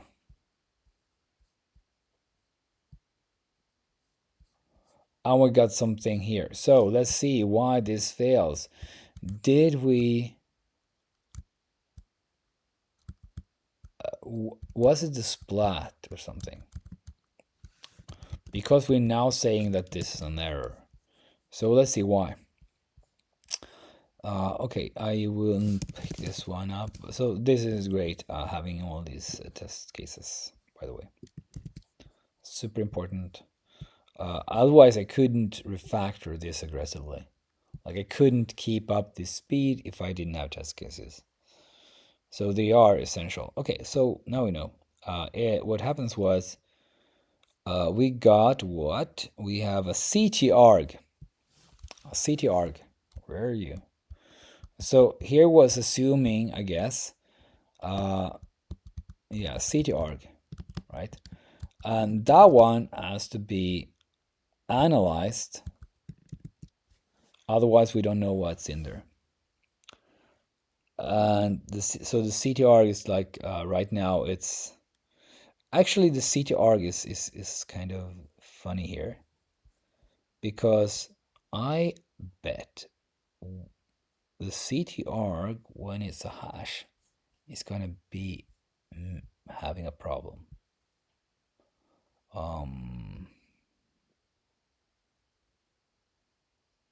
So I can write something which I think will break.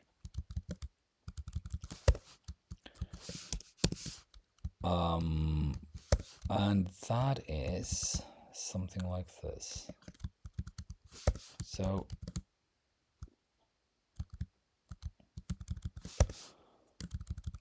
we want to first we're going to make a macro that has this. It's a varg, and then you want to take this first expression and assign something to it. And then we can pass into that we can create a variable, and then we're gonna do foo x. And this should work, but I don't think it does. Oh, it works. Let me print it as well. So eo print an x, right? And we just import it here.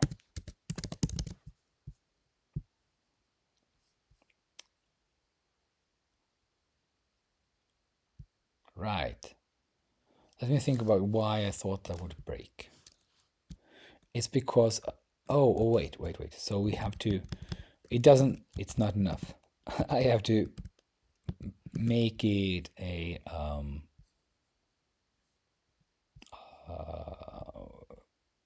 CT ident as well. Now it breaks. Or it gives me an error anyway. You can't assign to a constant expression, right? Which we don't want to allow this anyway. So let's show we don't really want to allow modification button. That's just in the expression. So okay, so that's broken, right? And let's try to unbreak that. So if it's a CTArg, right? You will have different kind of CTArgs.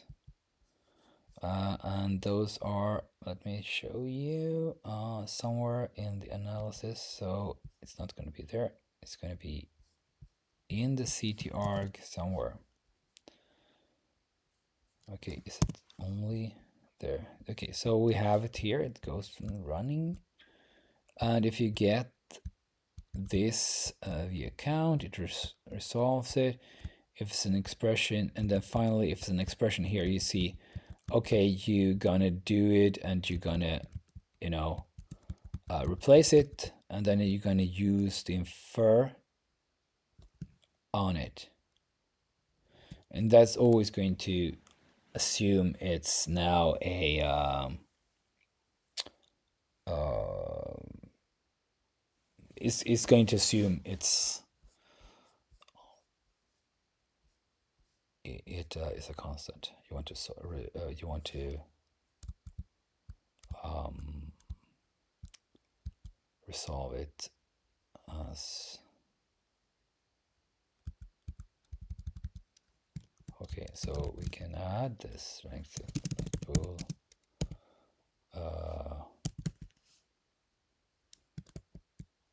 So if it's a L value, so you want to do the same thing, but only if it's an L value, right? So, and you just want to pick out the stuff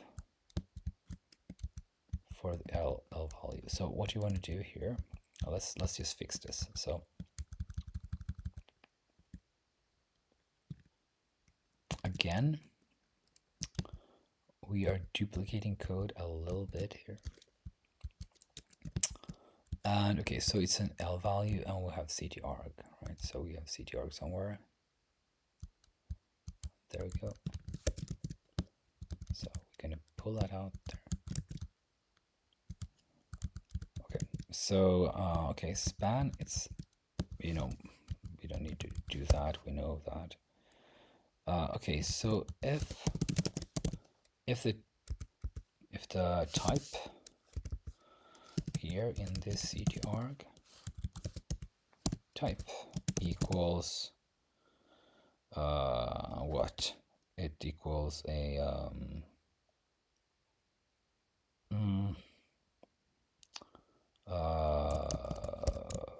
CT VA expr. If it does that, like, then we have to handle this particular case, right? But we already know it's via expr, right? And then once that's done, we can do the whole thing, this analysis. So CTArg something sima CTArg. Okay, and then we have the expression, this CT, there it is, right?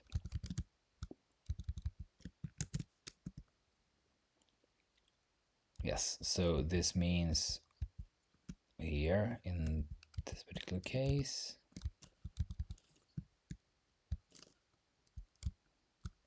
where did I put that?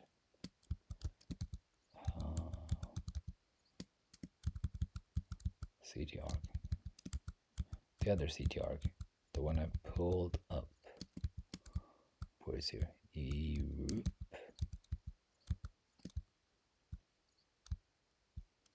Or did I accidentally put that somewhere else? Oh, I put, damn it. Let me just copy, do like this, case expressity arg. Now it's in there, and just fails. And then we go to Sima.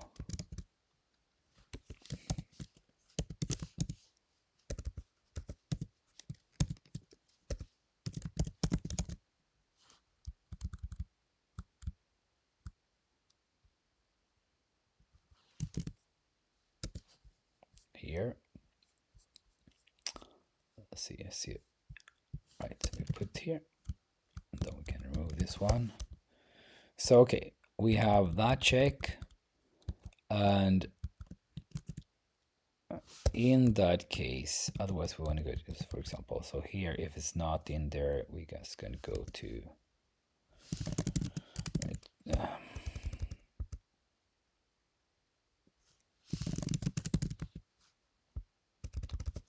not Sima analyze expr context break. Okay, so in this case, we have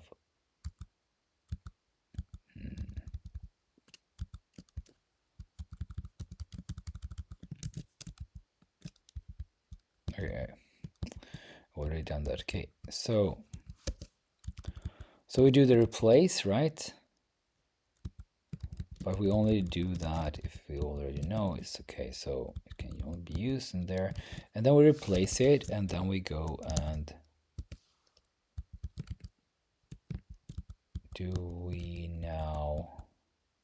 Yes, we do a Sima analyze L value dispatch, no, L value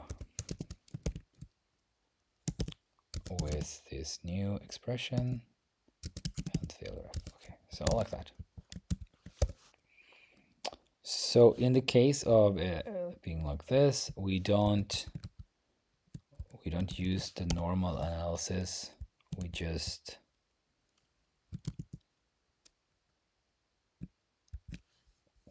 go in here. Oh, yeah, should be fine. So this should be correct.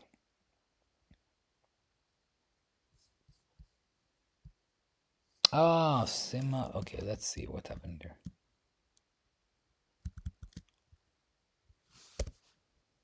Okay, so something happened. Something probably happened here. Maybe I didn't.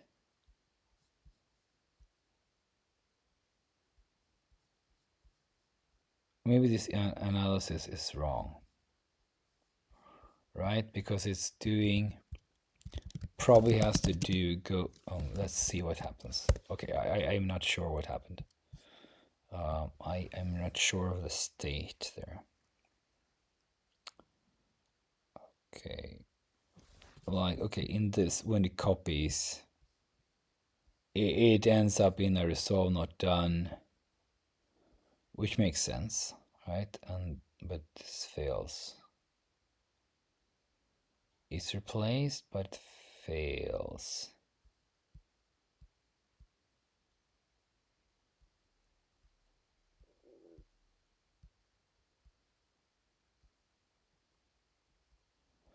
Okay, so this is okay, right? Okay, that's it's all happy path. Okay, and go out of there, out of there, out of there, out of there, out of there. Okay, where does it break? The liveness should be under. Okay, let's see what happens to that.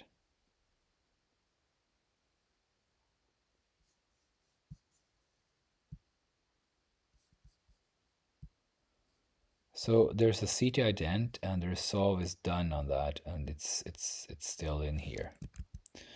So the thing is, when you have a CTI ident, it should always fold itself. And if it doesn't, then something is wrong. So in this case, this is the L value, right? So we're going in here, and it's going to get assigned, but something is preventing it from properly getting folded, right? So now everything is fine, right?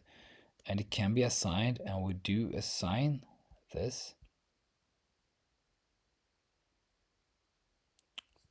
But then let's look at that. So it's a binary, but on the left-hand side is that. Okay, so we go into the binary, right? We're done with the assign.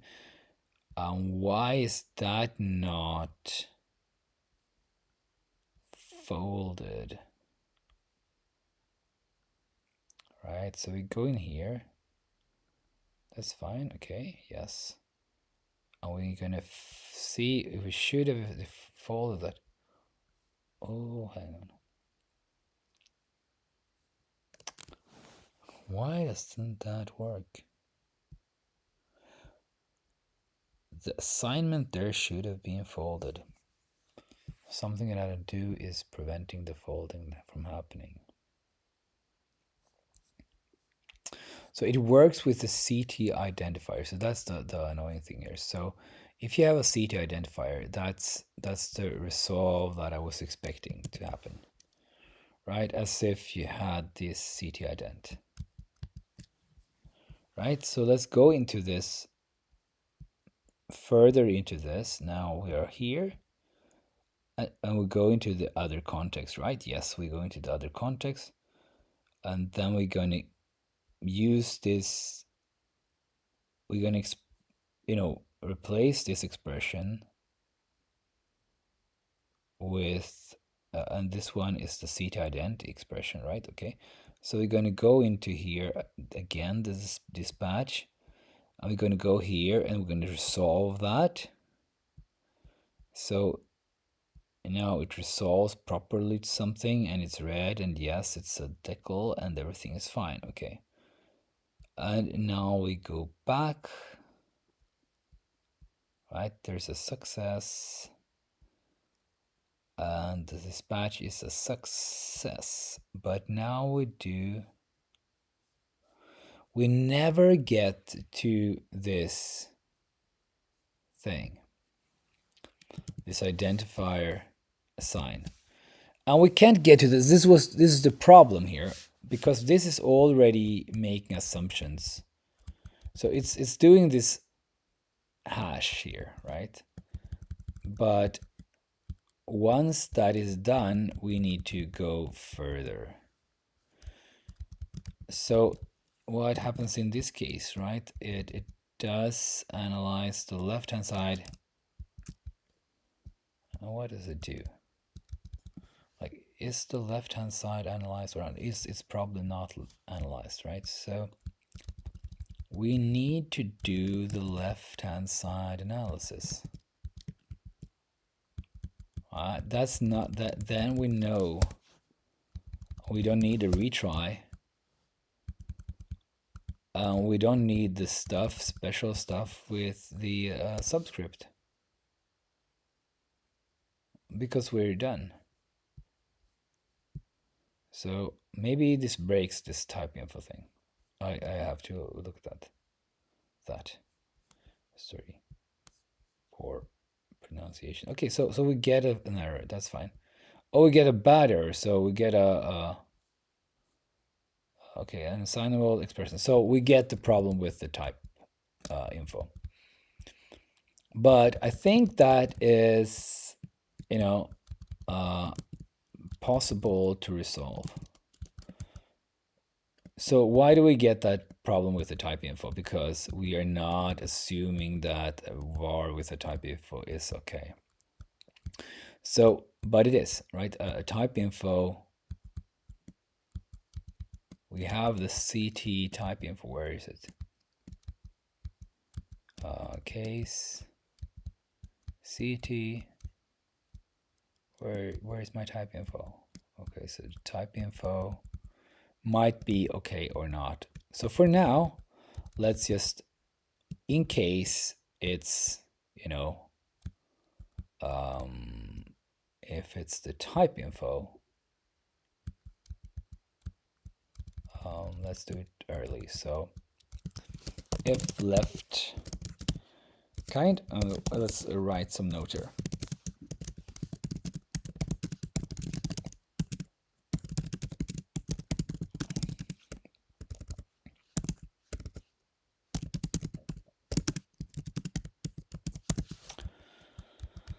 So in this case, right, we go for that solution. Okay, and then there's the case if left now, if the expression now is ctident, then we want to do special stuff, right? So let's do the special stuff now after we did the analysis, right? Then look for all assignability at once, because this will work. So now I think we fixed that bug. Maybe. Okay. So let's see. Well, here we want to. Oh. What? Yeah. Let's go in there. As long as it's not poison, let's go in there. Yeah, now it works. And we didn't expect that to work, right? So we have now have so we can kind of do like this. So int y equals this. So then we get like a trace of it into the code, and we add another one. So we want to have ct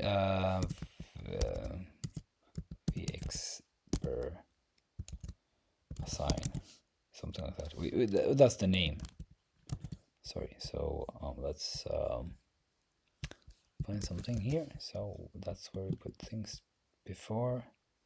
New file, and we can compile it as well. And then we grab this thing here, and we're going to expect a test L, and it's going to be like that. Right. I'm going to run all the tests. I don't know if it passes all the tests. We didn't know that, but I wanted this test case at least. Let's see if it breaks on the other tests. Okay, so it's like if someone's still there watching. Okay, so I see there are some questions here. So we are. It's like 10 to 1 in night. May I ask if there is something like a package library index or even manager already in the language? Man, there's a vendor fetch. Thank you, Bookready, for answering that. So, and nothing else currently. Yeah. So the idea is that should be nice already to kind of pass around these libraries, these C3L. Oh, sorry. These C3L libraries, but then we can do something nicer with that. But I don't know, like you want to kind of a package download thing. Like you could easily download things. You want this library for something, like vendor does. And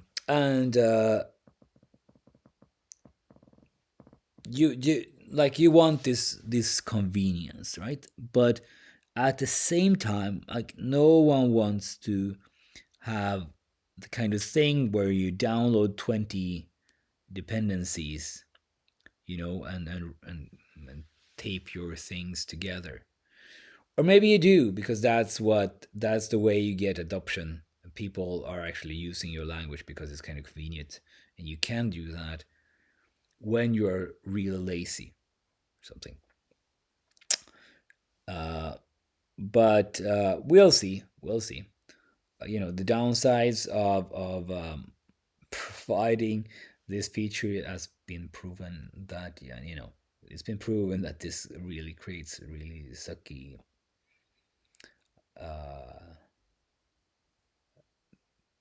code. these dependencies, you don't want dependencies. It's a bad thing.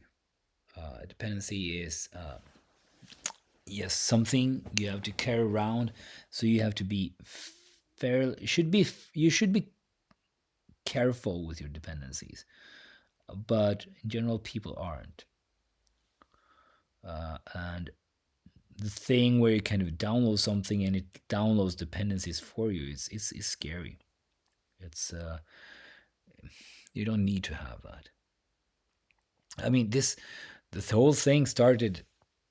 Sorry to kind of rant about this, but things got started with back in the Java days when Java was like the dominant thing with passing around things, and Java has this great, the jar files are really easy. You can just put them into your repository, and it will work, right? So why don't you kind of, just have your repository also keep like have that jar file that you depend on in your in your directory. But no, you have to have like, I have to have Maven, which pulls down this version and that version and so on, so that now to do things you also need to get those, and hopefully they're still there and stuff like that. So I don't like that. I think like if you grab a dependency, it should be more of a, okay, I can include this. I can include hopefully the source file. I guess. I mean that's the ultimate flexibility, but at least like pre-compiled something, and you can just put that in your project, and it will work always. That kind of thing. Always being a relative thing, because time will pass and eventually everything will stop being supported, except for Microsoft, I guess. They are doing this insane task of kind of having this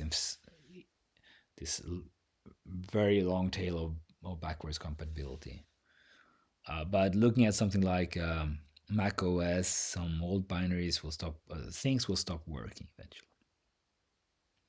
So you can, plan for maybe 10 years, but it's going to be like, if your library survives 10 years without being updated, then it's had its run, Yeah. Okay, so actually, it looked like these tests passed, but look at this. This task, okay, so no, sorry, two tests didn't pass. So let's have a look at this. All right. Okay, so in CT eval, we got an unexpected error, but we got the VA assign. We got some code for that. So let's just paste it in before we look at this error message. Okay, so CT eval line something something. Let's see what happens now. And this is kind of interesting. So, okay, let's see here. Okay, so it's an assignable expression like a variable was expected here. And we can understand why that happened, because we were saying that the eval can never be, something assignable, right? Okay, so we need to add that one to our whitelist here, really. So one problem, I guess, with this is that it now has to kind of account for both resolved and unresolved. So that's kind of a problem, but yeah, it kind of works. So because of these, and that's why I waited with those, right? And again, let's see here, the bit assign is there and it's bit access there. Okay, so now my computer is complaining that it doesn't have much. It wants to be plugged in. Poor computer. So I can hand that one over to this dispatch, and I think that will make it work. So we can actually take that particular test, right? So that was not it. It was the CT eval. Well, I had it here. Okay. And now we're just going to run that and see if it works with our little fix. Oh, did I change that? No. CT eval. No. I marked it but never copied. Okay.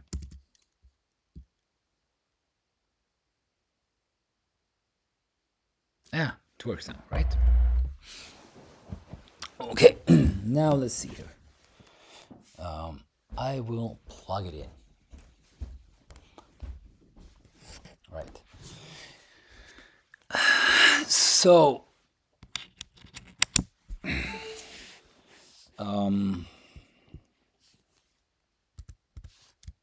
here's something interesting, right? So, something completely different.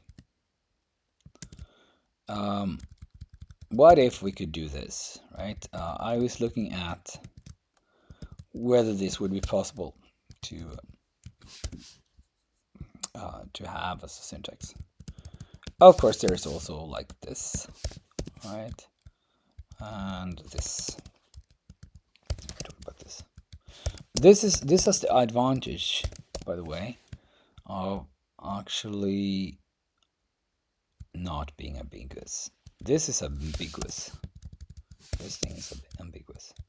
But I kind of, when I started typing this, it's kind of annoying because I have to tap the option key, and I kind of more used to, having this, and usually will, give you those for free.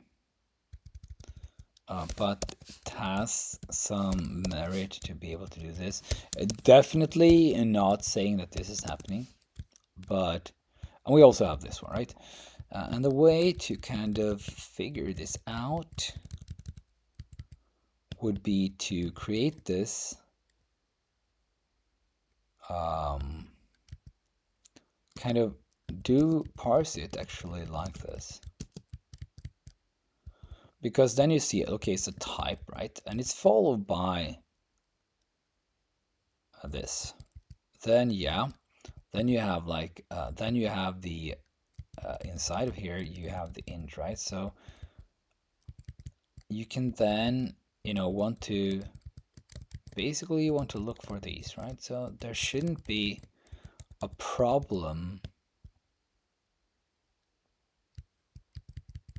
doing this, right? Because now from here we start looking for. Well, there is a problem. I'm stupid. Sorry, because we have this, right? So we have foo, could be a foo, right? And could be like this. So this is quite valid as a kind of, if you look here at these, then we actually need to look at this one as well to know that it's not a comparison. In the case we'll look at this, we actually can say from these that it's starting one of these generics, because okay, so this one would be unique, but this one would also be unique, I think, because we don't have anything that kind of starts like this. I'm not sure, but let's make that assumption and implement this and break a few things, right? Just for fun. If everyone is up for that. I have 5 people watching this, so How would you go about doing that? Right. This is assuming that we can, when we see that we know we're done, and we can do whatever we want. Like we have this, and this could also be okay, right? Because this opening gives us this, and then we can always look for the end, right? Something. So it should kind of work, probably. Okay, so we are assuming now we're going to have the list, right? So we're going to have the list, and in the list there's something else. There has to be some function, right? So list, let's see here. So the list has okay, it has a macro. Type is overaligned. We can use that one. So we want to have an alias of this one as well. So let's see here. We go for list, and since we have list, we can just import it. So we import all the standard library, and then we say okay, list type is overaligned, and then we use this int, and we can have overaligned like this, and it's a list, so it's a double like that, and yes. And let's not use that syntax, but we can use like this. Okay, this looks correct. And for now we have an empty main. We can do an int list perhaps in there. Let's remove that. Okay, so we want this to compile. Okay, so we parse. At one point we want to parse an identifier. So we're going to parse an identifier or a type. So let's see. We have so parse generic parameters. So when do we start parsing the generic parameters? Well, it's when we see a generic expression. And when do we see a generic expression? When we see this, right? When we start seeing something that is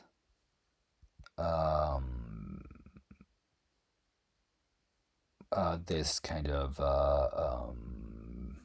what is it? It's a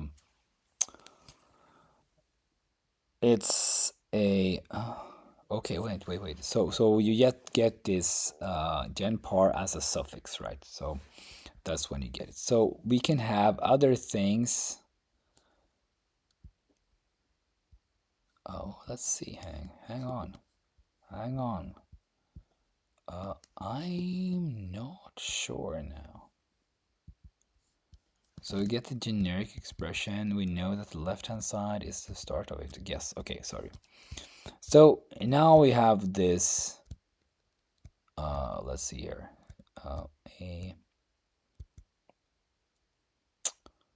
It's the less than, right? So the symbol is less, right? Yes, less. So typically we're going to go into parse binary, but we're going to have like so we're going to have instead like expr parse less.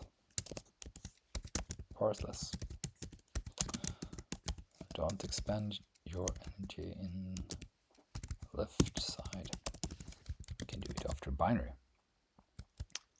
Okay, and it's going to be something, right? And then we're going to replace this one. Parse less. So we have to make sure that we have a left side. I usually do that. Just put it in there. We have a left side.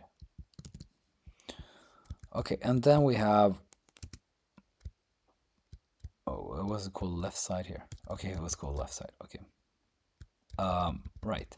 So if the next token. So let me see here. Do I? Okay, remember the operator, right? So if next, so that would be like C. We have to look to the elixir. and then next something. So elixir next token. No, that's not it. We go to the parse context and we get the elixir, and then we can peek somewhere.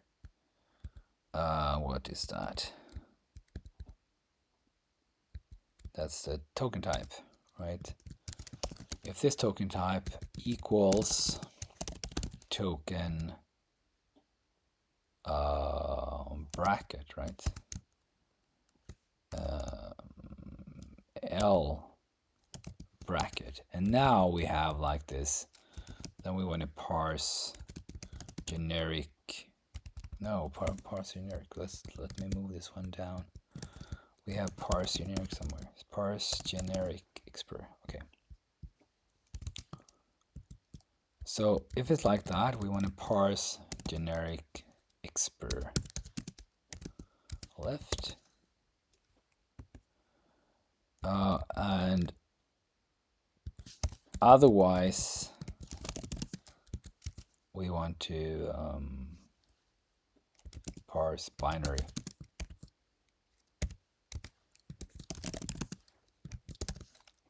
So those are the cases. And when we go into generic here, we can look at the token. So bool is new syntax.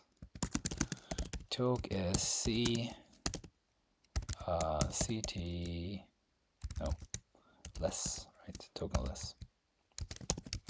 Of if it is a new if it is the new syntax,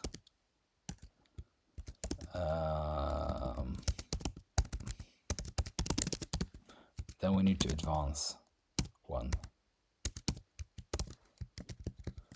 And then we parse the generic parameters,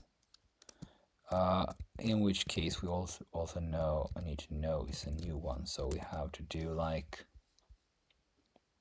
plus bool is new syntax. And then let me check that, and it should be false in normal case. And here it will be as new syntax. So we'll go through, okay, so it will advance past the first one. So if it's a new syntax, then we'll parse L bracket. Yes. Otherwise it will parse the old one.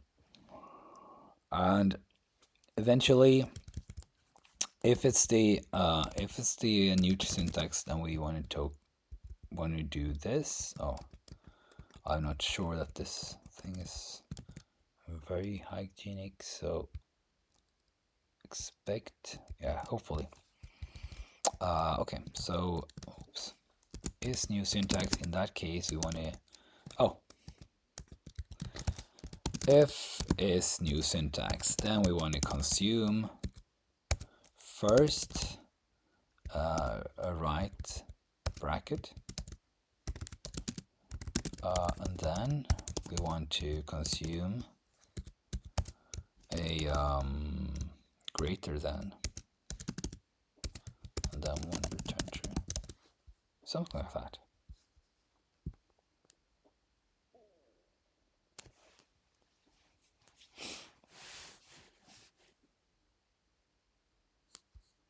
Okay, it expected a type or alias there. Okay, what? Let's see here. So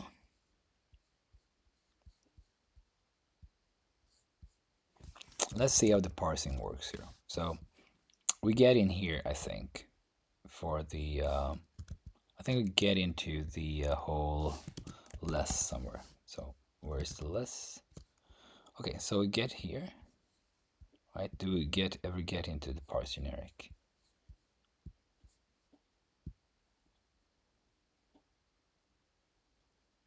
Yes, we do.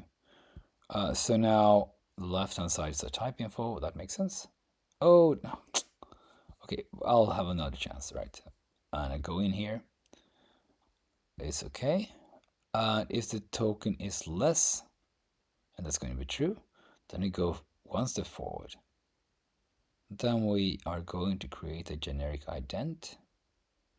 And then we go and want to look at the parameters. So we're going to verify and go past.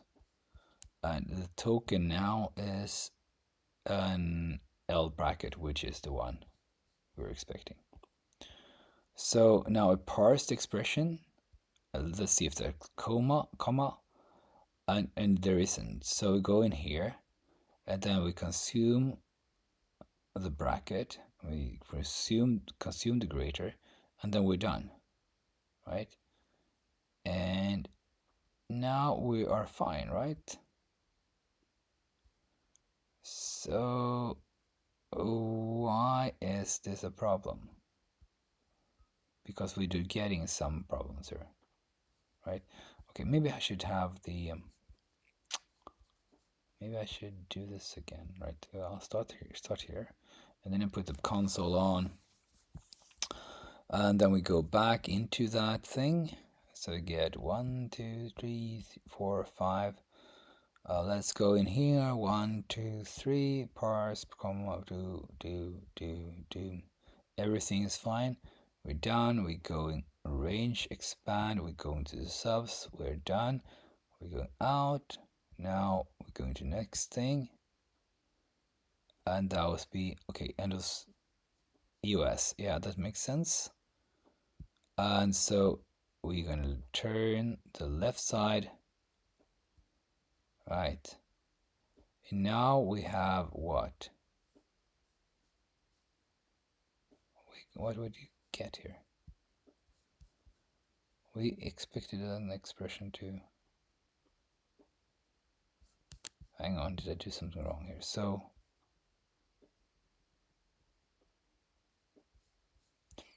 Okay, I got the generic ident.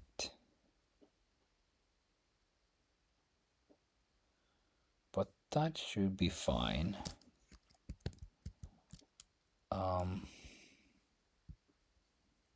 But how come I didn't get a generic type?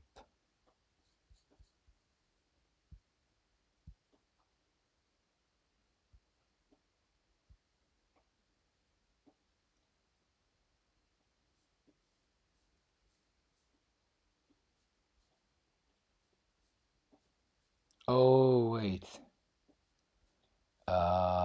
It might have some special handling here.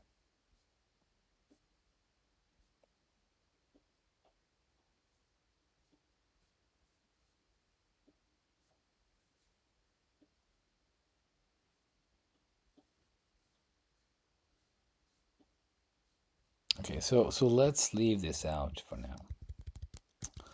Let me just do it ad hoc instead. So we're just going to go for list int a. Does that work? Because now we're just doing some declaration and we're getting it, and then we see, okay, it's... Why does it expect that? Right, okay, let's go into the generic expression, right? So we go in there. It seems to be consuming one more token or something. Okay, so it is trying to consume that. And now we're here, which has the bracket, right? And then the next one is greater, right? It's quite normal to consume that one.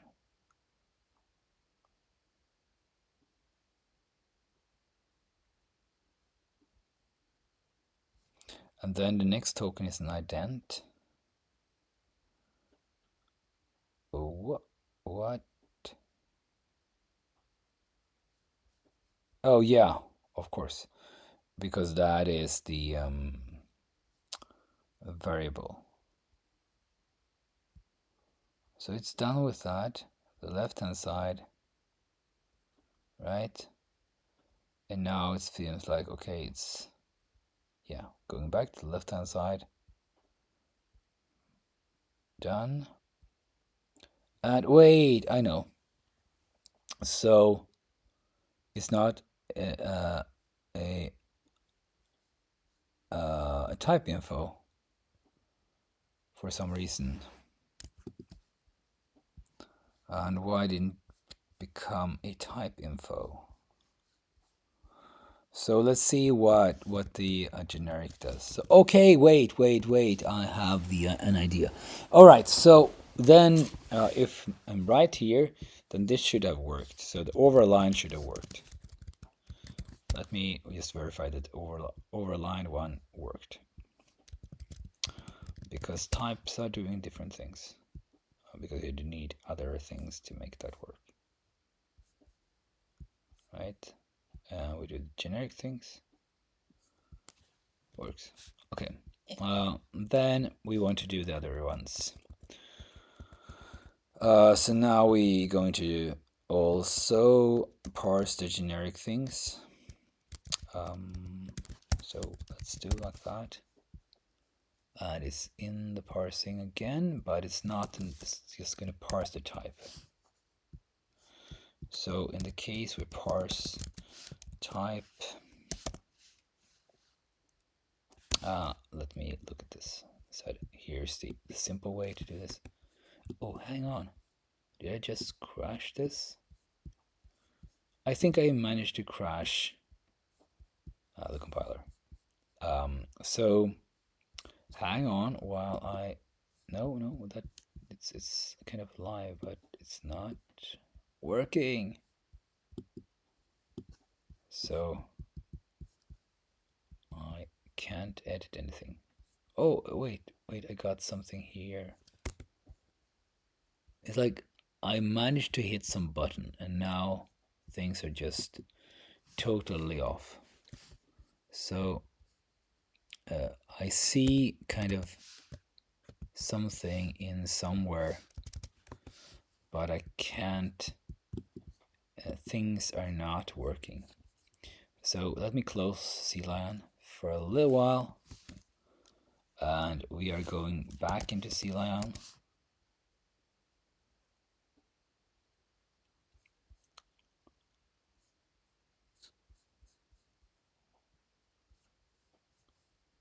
Right, let's see here. Are you seeing me? You're not seeing it yet.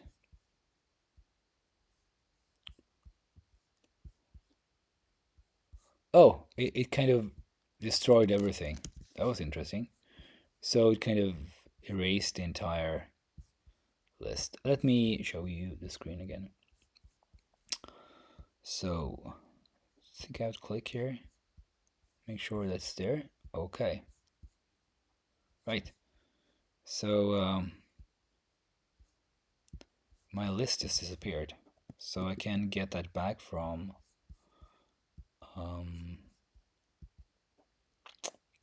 Git, fortunately. All right, so it's there. So now let's parse something else. We're gonna get, like, we have this token. So it's called this called what, generic or something.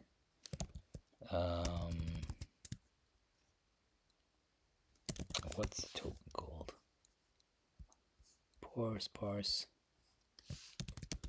Parse expression. So we have the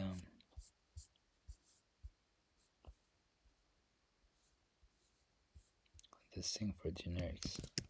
Generic. So lgenpar. Yes, this one. So that one is going to, show up somewhere else as well. So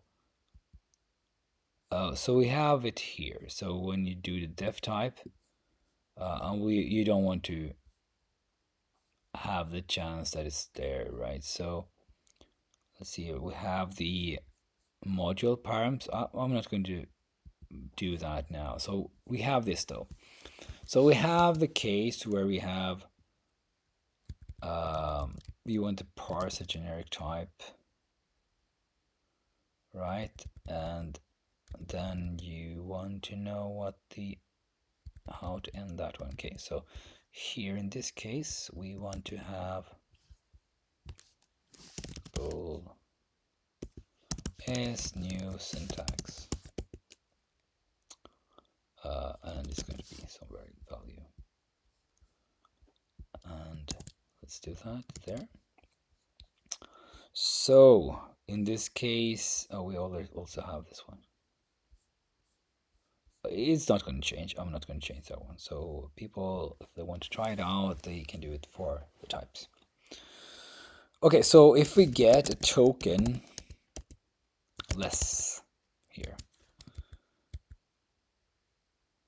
then we can assume that we only consume and well, let's peek, right? So we can peek here at the next one. So the Elixir token type equals if Elixir token type equals left bracket, or if it doesn't, let's break. Otherwise, we know we can advance one, right? We can advance actually 2 steps, but we only need to advance once, right? Parse generic type. So it's going to start there, advance and verify. Okay, so if it's new syntax, you're going to advance another step. So you don't have to advance anything here. You just need to kind of do the same thing here, but with true. So then we break. And in this case, we don't use the new syntax. And that should be it.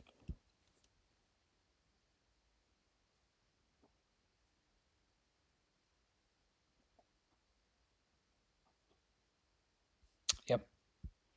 So now this works. Ugly, maybe. And this also works. So you can get, can do whatever you want. This could work too. Okay, so you can try it out. I know if I should do the parenthesis version as well. But the parenthesis one has problems here with this, in this case, right? If you do it ad hoc, it could kind of be bad. You would need to do things with that. Okay, so I'm going to write this in the release notes. So release notes, experimental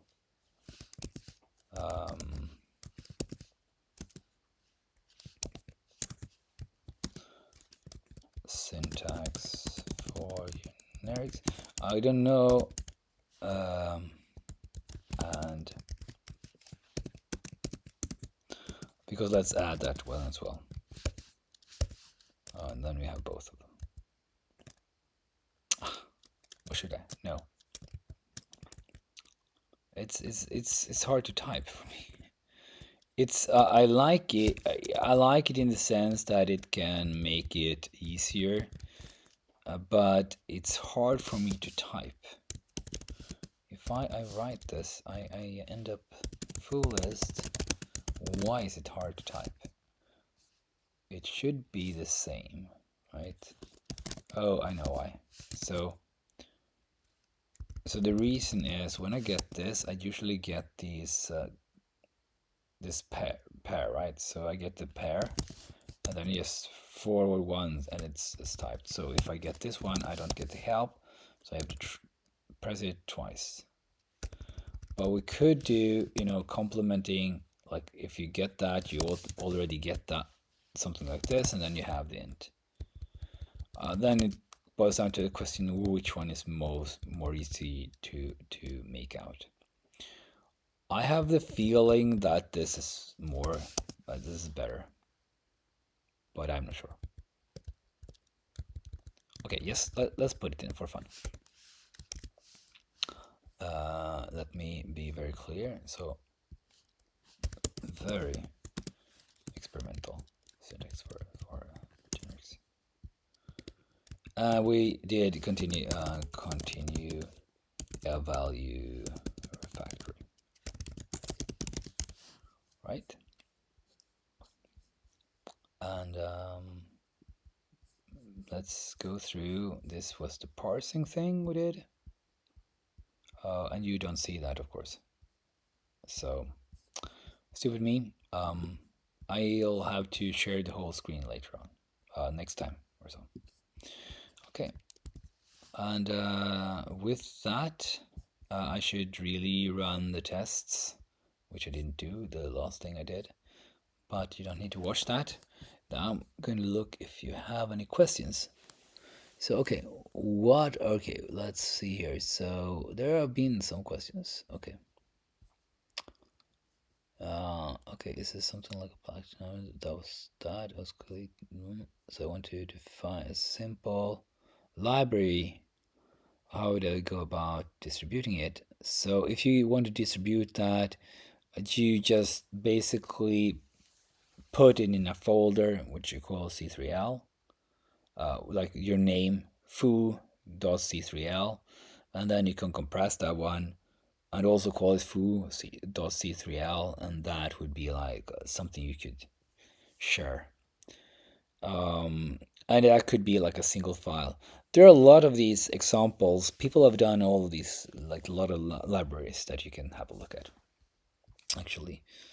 Okay, so what are you doing and fixing? Just create a GitHub repo and share it in the subreddits that would find that tool useful. That was sent to someone. All right. Okay. It looks like the tests are passing. I did an extra almost hour, I guess, of coding. Hopefully, you found some of this interesting, and maybe I'll do a stream at some point in time where I instead, talk about solving things in C3. But I would like for people to kind of have opinions on what should be in there and what they would like to see. Okay, thank you for watching, everyone, and goodbye.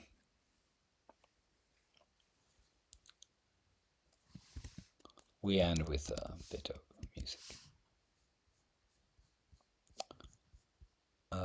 That will be. We started with Galway, right? We had a bit of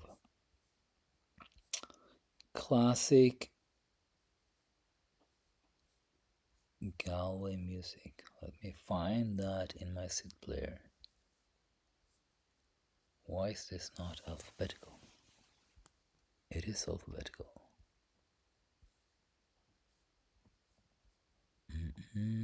Galway. I'm just kind of. Oh yeah, great. What? So Galway comes after Grey. That's why I didn't find it. Okay, so let's listen to a bit of Rambo First Blood.